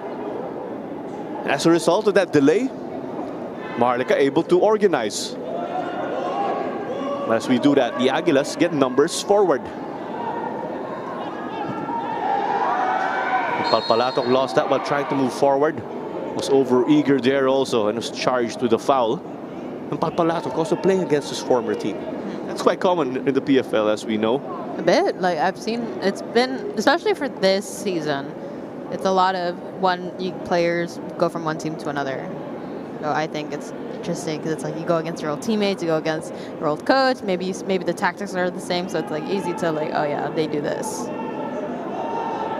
Having that scouting report in your mind, of course. The crowd, of course, taking in the action at the Rizal Memorial Stadium. You could join us again right here in Manila. We have a triple header tomorrow. Cart playing narrow. Kaka. Across. Headed by McLeod. Out is Torenas. Giganto got beaten by Amita. And just like that, a split second, Nano wins a foul. And it's in a promising area. It's interesting. Because it's a little bit interesting to see. Because on that play, I thought Nano was the one that created the foul. But no, he was the one that got pulled down. Because I didn't really see that tug from Eric Giganto. A split second, just like that. Yeah. Nanomita getting this one to go the way of his team. Interesting storyline here as Nano and Ruben Tiran will step up to the plate here. The Amita family, well known, of course, in the Philippine football scene. Guess how they spend time together? Playing basketball. Golf. Basketball. Oh, Close guess. Let's just put it that way. Ibang sport. Okay. Another sport. As we've said again, two options, Nano and Ruben Tiran. Both with caps for their respective national teams. Hancock the header! Easy work for Dini Watara. He made that look easy, but we know that is not always the case. Yeah. But like we said, the height matters when it came to like attacking free kicks or set plays. Cross. Mike winning that. When a player makes something look easy, that means that they are able to do something special, as we know. But there's that work put in the training ground, as we are well aware. And here's a run, splitting the defense. Fantastic ball. Sapal cutting it. Mike couldn't get it. Chance to bounce. Oh, what a save by Dini Otara. One-handed save reaction, taking his own feet out from under him. Disbelief from the Aguilas side. Perhaps relief from Maharlika. What a save once again. See if we can see that replay. Definitely a part of our highlights. Quad vision time. Looks like he's set perfectly, takes one-handed. Ugh, those saves are really hard to do. I've had a few, but dang, that was amazing. Amazing save by Dini, one-handed. Makes it more special. Quad vision again, brought to you by Upstream Sports TV. Another chance now. Hancock with his defensive duties. Ooh, head-to-head collision right in the middle. This happens, as we know, also with the intensity of the game.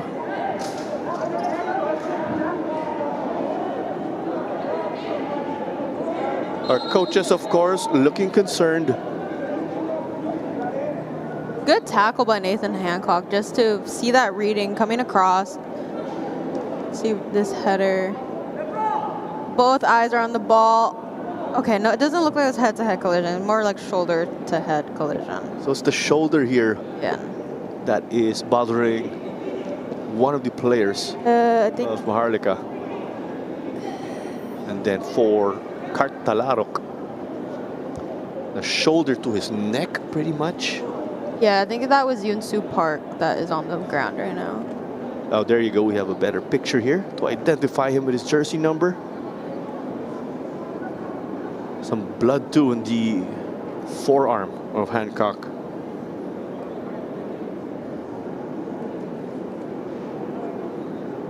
High stakes here again, as we've mentioned. A win from Maharlika will allow them to solidify or improve their position in the standings. A win from Aguilas could just shake things up. It's always interesting. With either team winning, it's going to be an interesting little, I guess, fall in the standings or rise in the standings. Center, of course, in our picture, Mr. Micah Taide. Just watching on, of course. Understandably a bit nervous. Here's a change, of course, we are expecting. Ibrahim Adamu with forward. Enter in a bit. They're just sorting out the paperwork with our fourth official. We are expecting Kartalarok to be subbed off, as we are hearing from the ground. But then again, it's made final when the player steps onto the pitch. But it looks like he's already coming off, just from our vantage point.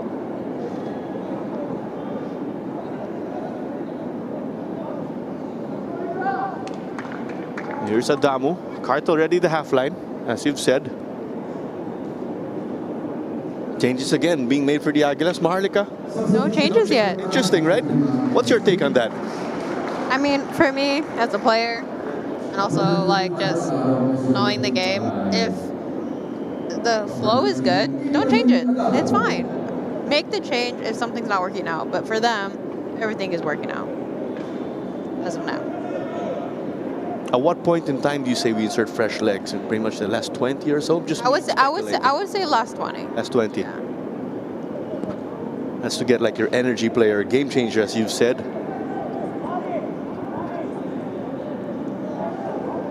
Closing in at the half-hour mark, or the 1 hour mark already of this game. Captain Nano Amita's armband also loose. He's been holding that for quite some time. It just falls. I remember, like, back when I was young, we would put the captain, because we were so tiny. Yes. Put it around your calf. It was headed, Ruben Tiran. Palpalatok spread the defense out wide left. How clever here from Ruben Tiran. Got to split past the defense. Perhaps his teammates also did not expect that ball.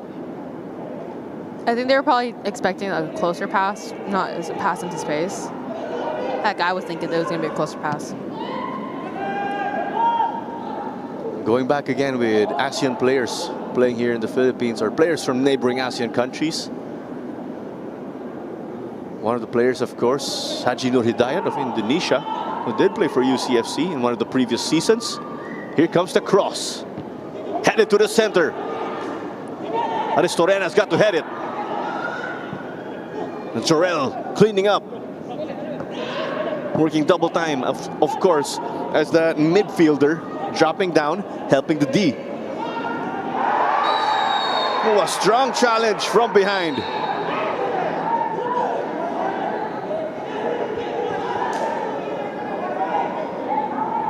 A very, very strong challenge right in the middle. And then the yellow issued, as expected, to Babukar Diallo.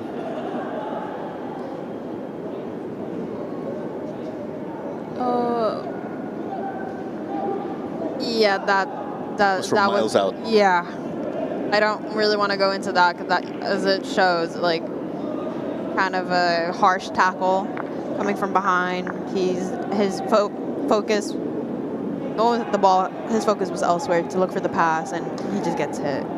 A number of yellows given throughout this game already, as we are aware. It's like Oprah. You get a yellow. You get a yellow. Everyone gets a yellow. So players, of course, on yellow have to be careful, obviously. Because yellows, they carry over. And if at least you look at the perspective of the game, 2 yellows, team's gonna be down 1 man. Have you ever gotten 2 yellows while you were playing? In my 20 years of playing, I've never gotten a red card. Oh, there you go. And I've only gotten 2 yellow cards in my career, so I'm happy. Congratulations to you. I think, I'm just trying to remember, like, I think my first yellow card was, I think I was like 13, 14 years old. Okay, already a goalkeeper. I was already a goalkeeper. I think it's because I talked back to the ref. And then my other one was a fight in high school. Well, bawal yan, as they say. That is not allowed. I mean, she kicked me. Your opponent kicked you. Yeah, my opponent kicked me when I had the ball in my hand. And then I kicked it back. I expected a red there. But you could see from that previous play, Diego Espiras showing emotions. He wants that goal for his team. And sometimes you see these players just psyching one another out. Part of the game. It's part of the game, and then obviously off the field, some of them are very close in friendships. So, you know, it's gonna be a fight, and it's continuing to be a fight. Well, we are aware friendships are over temporarily whenever a game kicks off. Oh yeah, for sure.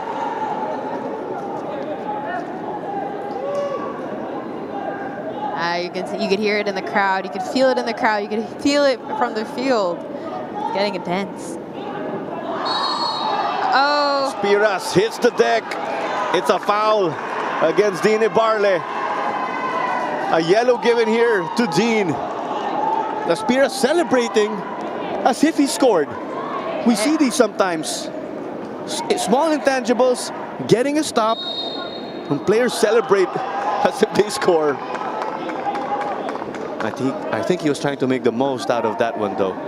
Oh, for sure. And it's like, and from past teams, Dean Ibarle and Diego Espiras were teammates on Manila Dicker. Oh, there you go. That's right.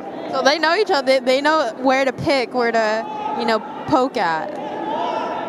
This is getting intense. As we've said, tensions there. Nano, the long ball. A number of touches. The defense denying the Aguilas. They're launching this on the counter.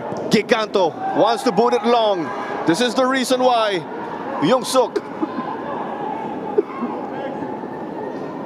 Good read by the center back. Now it's counterattack. Quick transition into the attack. This game opening up, back and forth action. The back line of Maharlika getting back. Odini to the rescue, and he does just enough. You could see a bit of that frustration from Ruben Tiran because they've gotten so close a number of times already. It's like I said, they're pretty even, and obviously Dini doing fantastic with that covering of that cross. And those situations are really difficult because you have bodies around you, and it's like you have that pressure. Oh my gosh, if I don't grab it, then it's over. It's just those inches in the game, right, that we always talk about. It's more like centimeters now. Oh, there you go. Millimeters? Question mark? I'll say yes. And you total all those millimeters, of course, and that could be the difference in getting one over the other. A bit of that magic spray for Brian Palpalatok.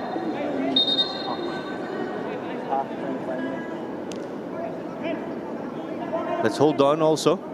Referee Samuel Mendoza. I think you said something to Nano about his captain's armband. Who's holding it again?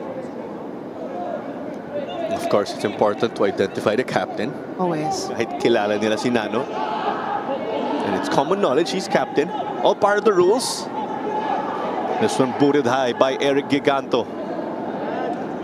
It was put back into the mix. Aristorena's doing well here. What a touch by Aristorenas, just to keep that possession for his team. Under pressure as well, getting bodied. It came on the left, just blowing by. Easily intercepted by Shiraoka. No angle there from the looks of it. Perhaps that could have been executed in a different way, I'd like to think, from I would think reaction. so. Yeah, for sure. You know, especially like if your attack is up there and behind the line, like in an onside position, like you want to test the opponent's defense. See if will they drop? Will they try to step? And then see how the rotation works as well. Well, one thing with Maharlika, they've been able to score in all of their games so far this season. And as we've said also, even in that loss of theirs, in particular, versus Manila Digger, hence they have a 2-0-1 record, 2 wins, 0 draws, 1 loss. They scored 2 goals in that 3-2 defeat. Them versus Digger, and even that was a very close game. That was intense. I don't know which one was more intense, this or Digger. All of the above. All of the above. There you go. There you go. That's an option. And we're just enjoying the action here, of course. It's your Philippines Football League 2025-2026 season alongside Chiara Fontanilla. This is Clara Manzano. Aguilas and White playing from right to left, currently with possession. As it's a foul against Aspiras. Maharlika in blue and black. They are playing from left to right. Goalless at the moment. Our coaches, of course, their body language doing the talking, just to describe the intensity here. I feel like Coach Frank is a bit calm. I look at Coach Moon, a bit more animated. The contrast, of course, of personalities also from our coaches, let's put it that way. They hit it to the right. They moved Kaka over to the right with those adjustments we were talking about. Aspiras played it back. Chance outside the box. A banger here for the Aguilas. It's a goal. What a shot. Top bins. Build up a play with Diego Aspiras getting that turn, getting that give and go right on the top of the 18. When you need a goal, who are you going to call? Ghostbusters. Tomaray Sapal. That's like Ghostbusters. Here's that play that went on. Give and go here, bang, bang, touch across, top bins, top corner, what a goal. And effectively, you say those adjustments made by Coach Frank in the Aguilas at the half, paving way to this, right? Oh, wow. Samadun's adjustments, not just the game changers or the subs you're talking about. They shifted Kaka to the right also.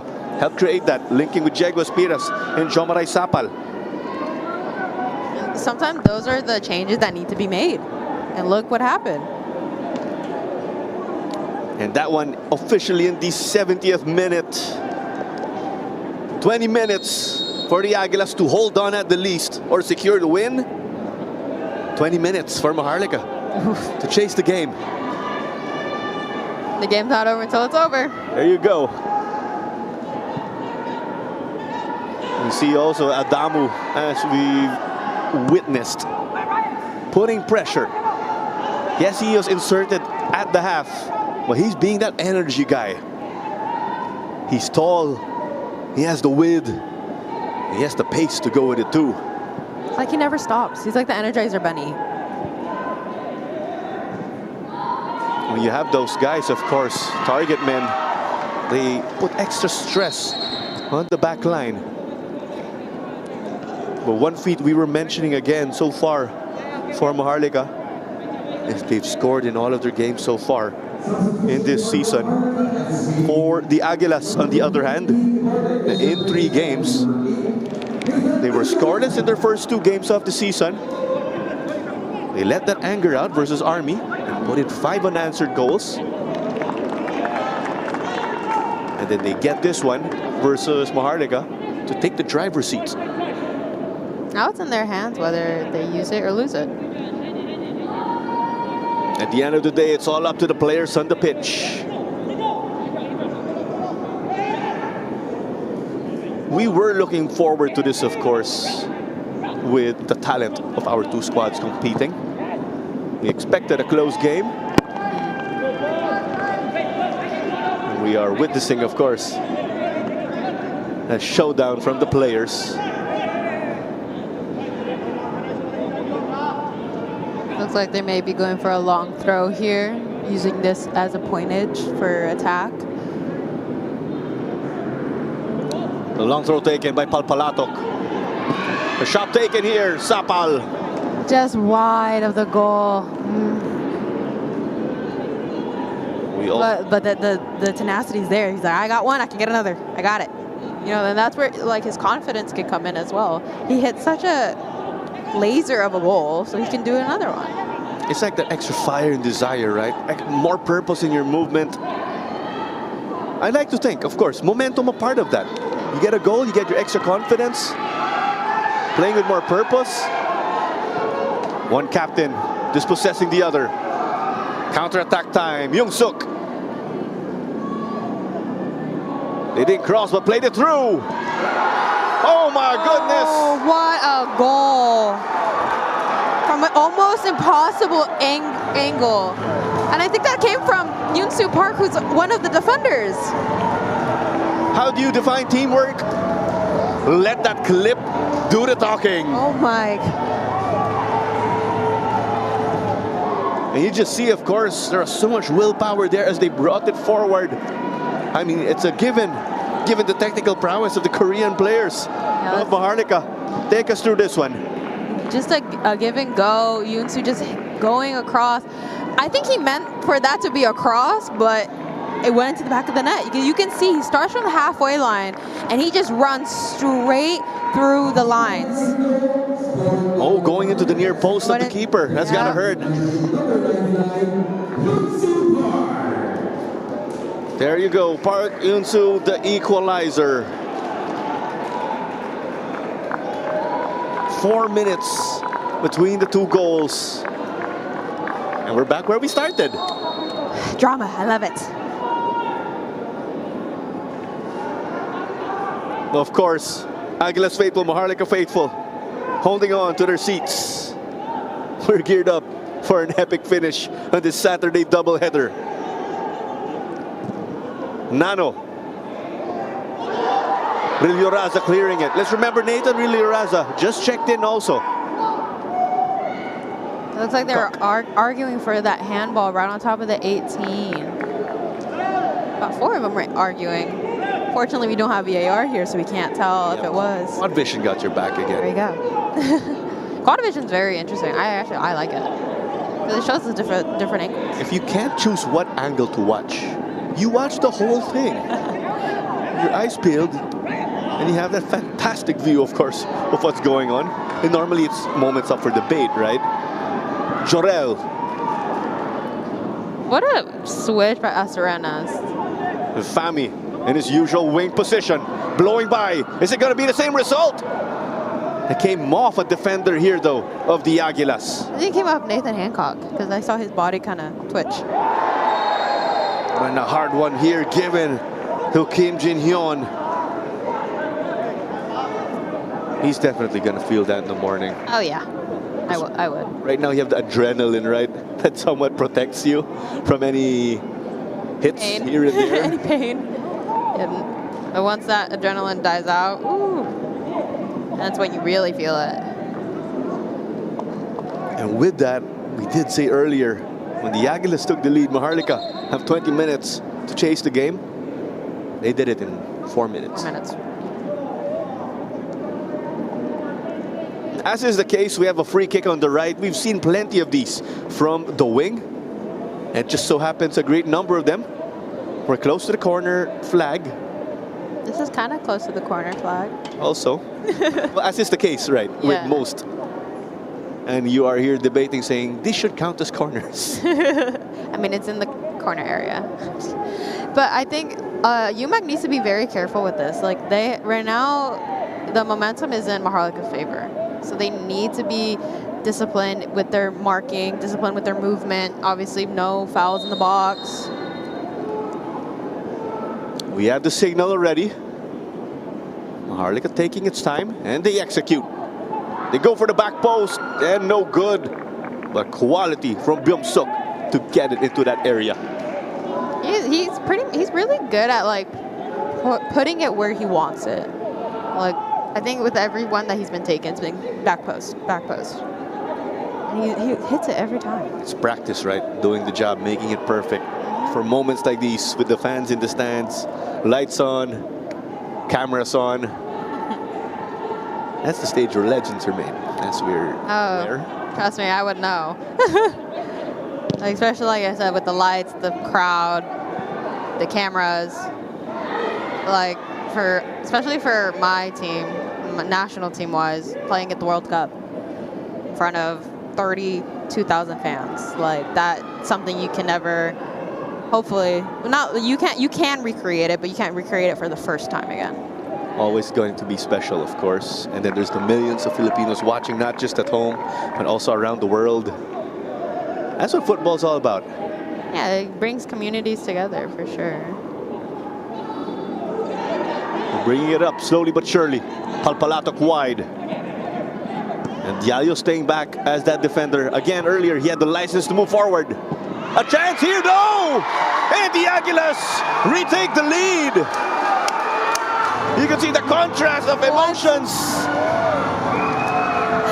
Once again, finding his space in between the defense, Sapal being there at the right time.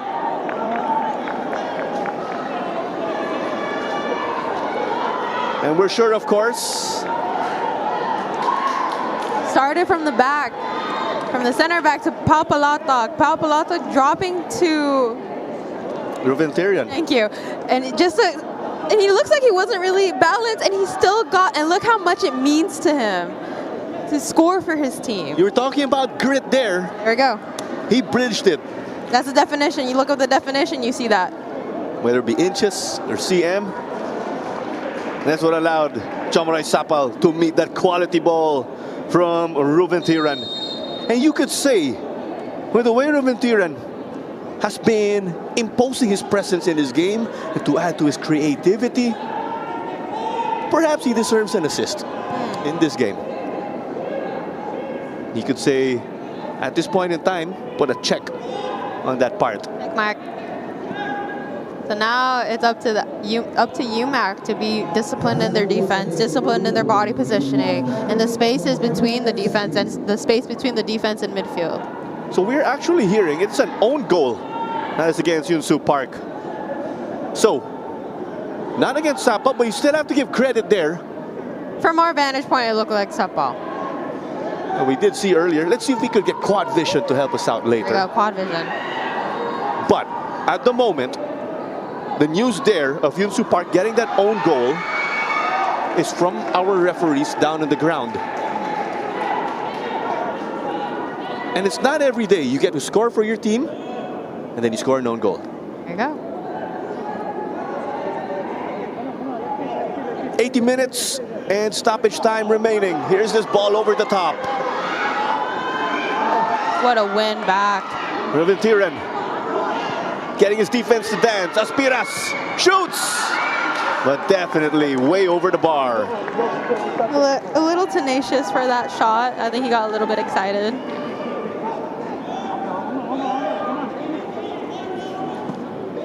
Good evening, of course, to our friends who are tuning into this game, whether it be on Facebook or on YouTube.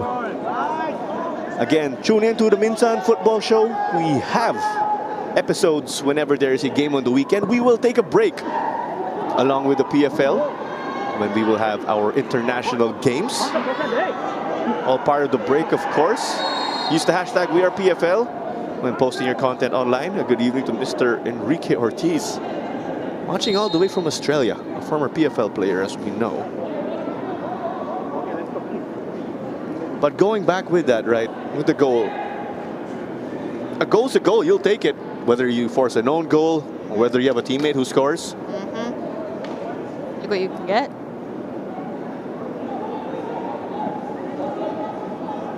Shout out to Mr. Jojo Partosa from Cebu also tuning in. We hope that you are well, sir. Bangon Cebu. Earlier, of course, we also had a moment of silence for the earthquake victims in Cebu, and typhoon hit Masbate.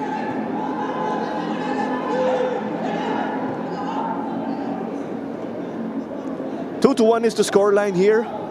Momentum has been swinging back and forth like a seesaw. I was going to say a pendulum. Oh, there you go. No wrong answer in this instance. Not at all, because they do the same, kind of the same movement. At the end of the day, we did our homework to prepare for this game, as we've said. What are you expecting now here from Maharlika as they're chasing it? I think they're going to high press a lot, and I think they're going to try to hit the long ball every time. No clean sheet here today in this matchup.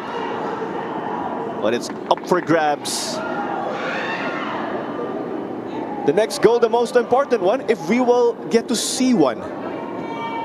Clever control. And Giganto, you saw he tried to sell that. Referee Samuel Mendoza says, get up. Calling it as I saw it. We did see the hand signal from our referee, McLeod. Dini getting his defenders to open up now. They'll build up. They're sticking to that system. That's what has allowed them, of course, to strike in situations where they need a goal at the most. And not even with only one goal up, UMAK is still pressing. But now, as you see on defense, they're starting to kind of compact a little bit to keep that one unit together. Smart, but sometimes more gaps can be found. We're aware, of course, the team in the lead can take things both ways. You can attack or you can defend. Aguilas doing the prior. Thought it was loose from Dini, but he knew what he was doing. Oh yeah, for sure. Trust in Dini. But in that moment, as a goalkeeper, me asking you, of course, with your experience, do you let that power just die down a bit and you don't kill the ball completely? I mean, it just depends on the individual. Like for me, I want to try to kill it because you never know. I mean, obviously he's smart. He can see who's in front of him. But just in case, I would rather just have it secured in my hands. You want to take the safe path, of course, as always. Always. Goalkeepers with that magnified role. Any mistake from a goalkeeper can be crucial.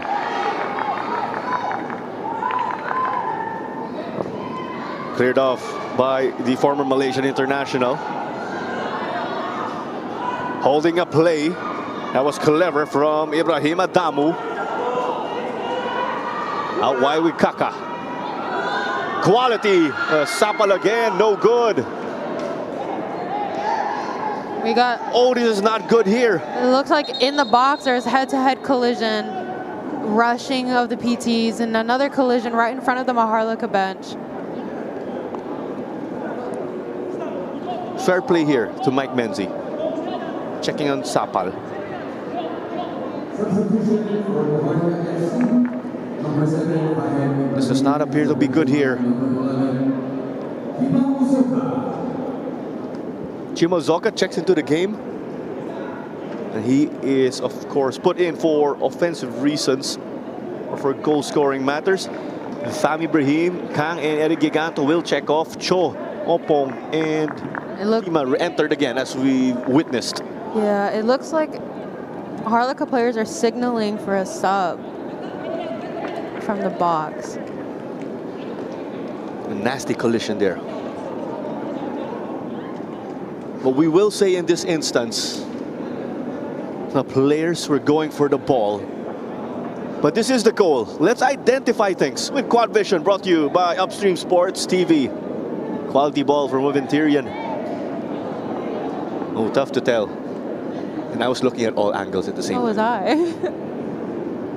Oh, looks like maybe a gash. But of course, our referees on the ground do have that vantage point.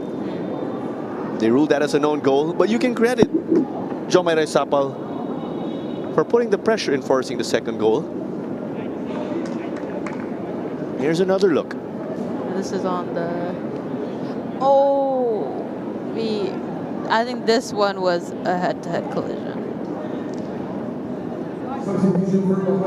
We still have another sub here for Maharlika. Is replaced by number 25,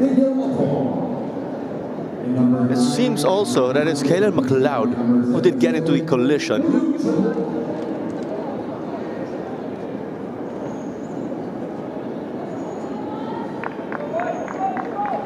So both players affected by the collision. Now on the sidelines.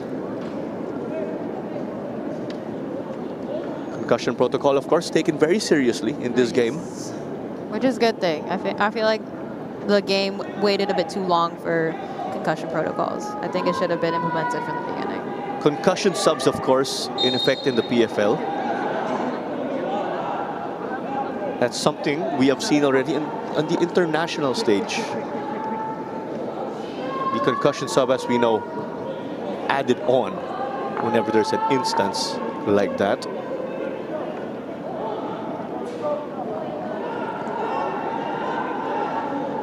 Subs waiting in the wings once more for Coach Frank.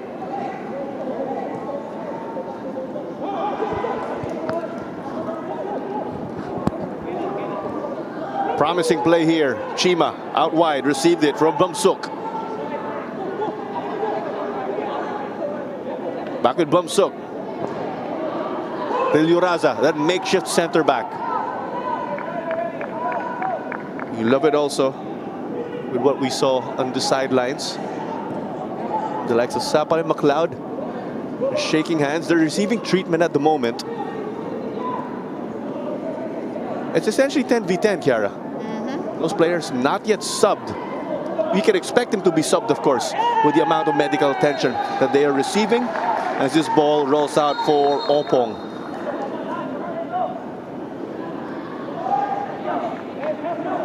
And confirmed, Enzo Lucindo is checking in for Kalen McLeod. And the other change in effect, it's two subs, Jap Bongolan, and we've got Barreto. Malik Xavier, also known as Kaka, will step off along with Sapal. Sapal, as we've said, one of the players in the collision.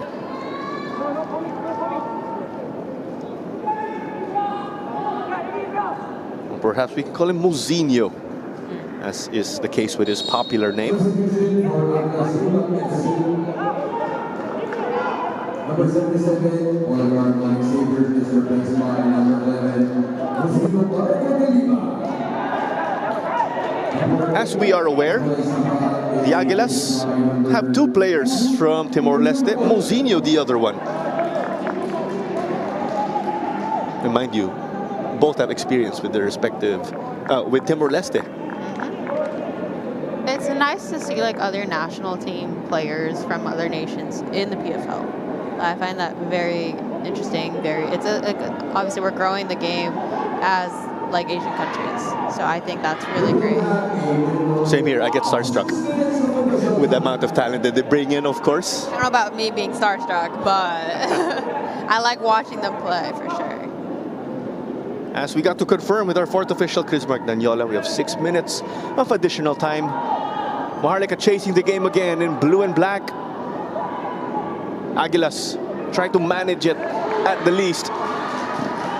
They are in their white kits. Mozinho doing his thing. He's got that creativity. Also blowing past Nathan Rilioraza.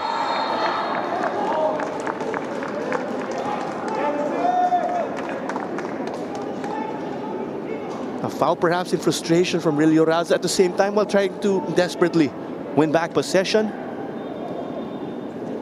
Things playing into the hands now of Aguilas UMAK FC. A recap again. Jomara Isapal gave us the first goal in this game. Can we put his name? 4 minutes later. Can we put his name in parentheses for the second? You can say so, of course. Well, 4 minutes later, because Sapal struck in the 70th. Park Yun-soo leveled it at 1-1. And with Ruben Tyrion and Sapal, they forced an own goal from Park Yun-soo also. This does happen, as we are aware. From time to time, or on rare occasions, a player who scores an own goal also gets a goal of his own. Bamsuk. Rilioraza. They're playing it long. And Chima there, of course, to put some pressure. He is also an aerial threat. But Chima, after all, has scored already in this tournament. Oh, and the clearance here going totally wrong. And Dini secures. You see Watara driving on Mike Menzi. You love the support in tough situations like that. For sure. He's not blaming, he's just telling them, let's go. Especially when you're down 1 goal, you want to keep the energy up. You want to keep your team going. And if one of those players that can do it is your goalkeeper, by all means, that's what we have to do. That's what I also try to do in moments like that. Like, just keep the energy up. Hopefully the emotions are good. We'll see.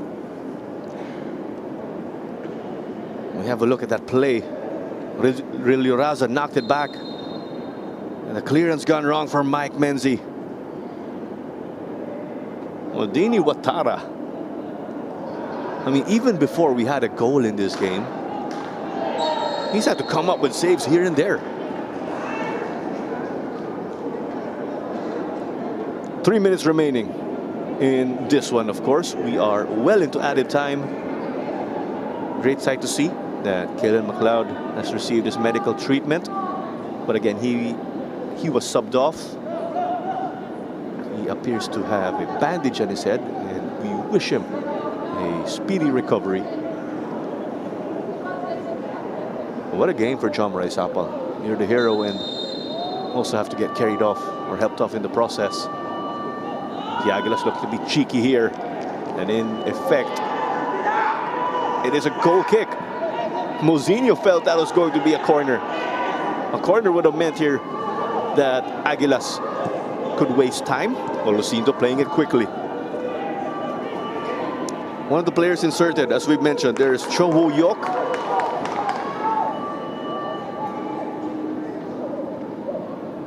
And a run forward there also from Opong. You can see that UMAK is starting to sit back a little bit. They need to keep their lines even, and I think Nathan is doing very well as a center back, being very vocal, demanding from his defense. Dangerous ball whipped in. Hancock again to the rescue. But Shiraoka is not happy with his teammates' effort. In that instance, it's something that has to be done, though. If he's a little bit off balance, he's backpedaling, and if you have to flick it behind you, that's what you have to do.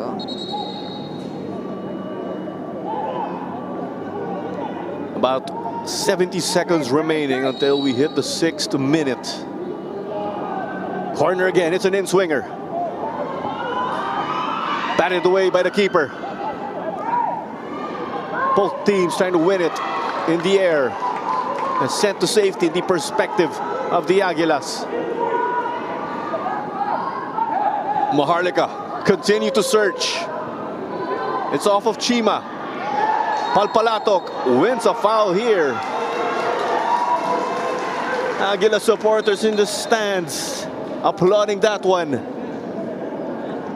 The tension from the field carrying over here to the grandstand, as expected whenever with any nail-biting game. And Temoshi Shiraoka down on the pitch.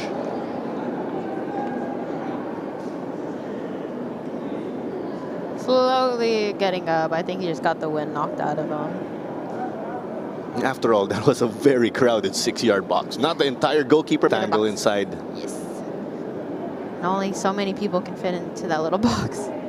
Well, if you're the goalkeeper, you own that estate. It is mine. That is my domain, or our domain. There you go.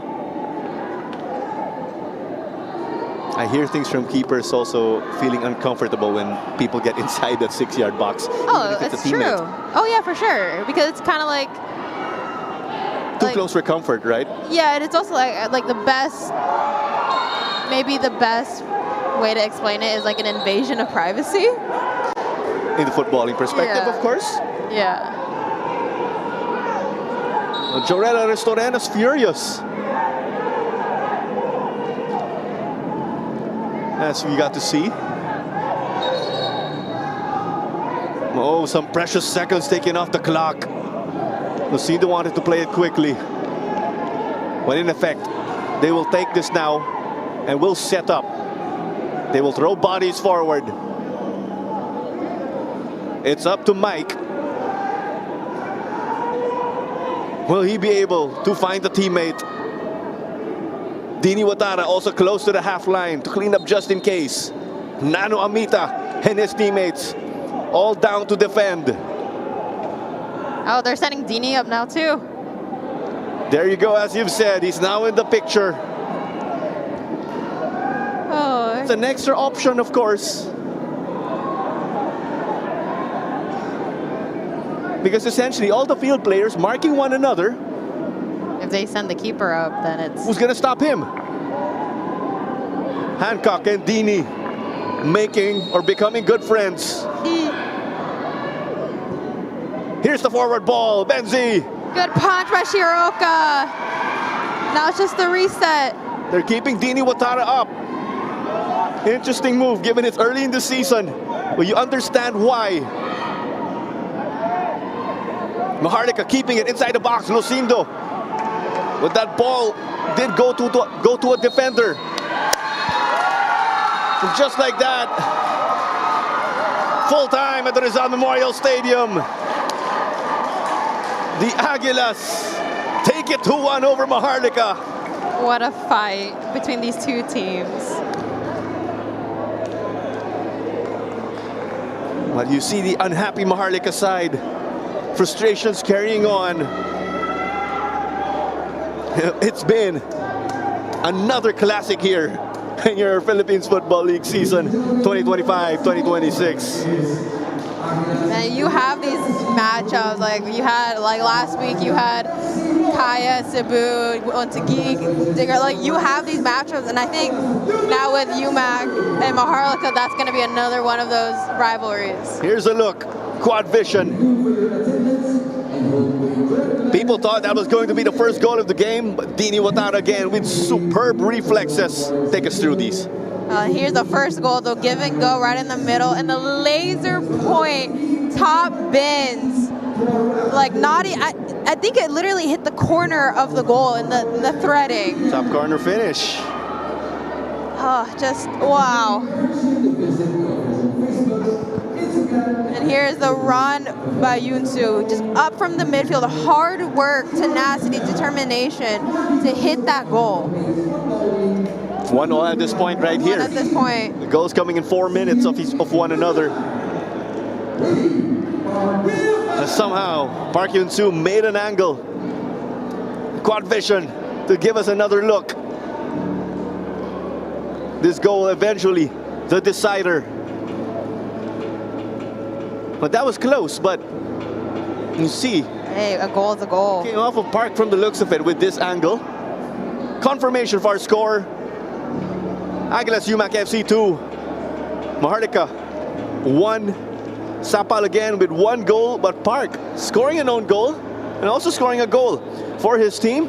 Well, we'll sign off from this one. We are eventually going to take it to our interview with the man of the match alongside Chiara Fontanilla. This was Clara Manzano bringing you the action along with our entire hardworking crew. And we'll see you, of course, in the next one. And of course, don't you forget, as we've said, we have our interviews down on the ground.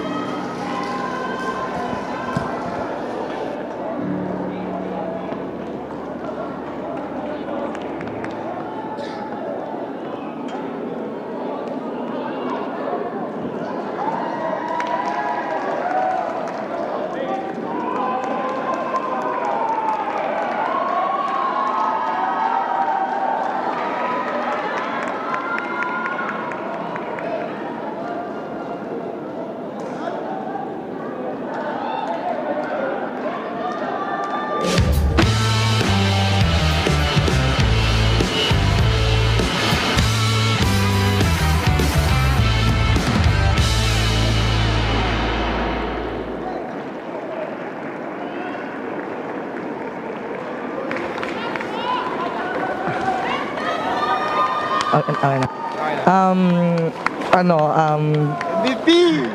Ang inisip ko lang, manalo yung team, manalo ang Aguilas. Yun lang inisip ko eh. Mag-score, defense, that's it. Let's go, John!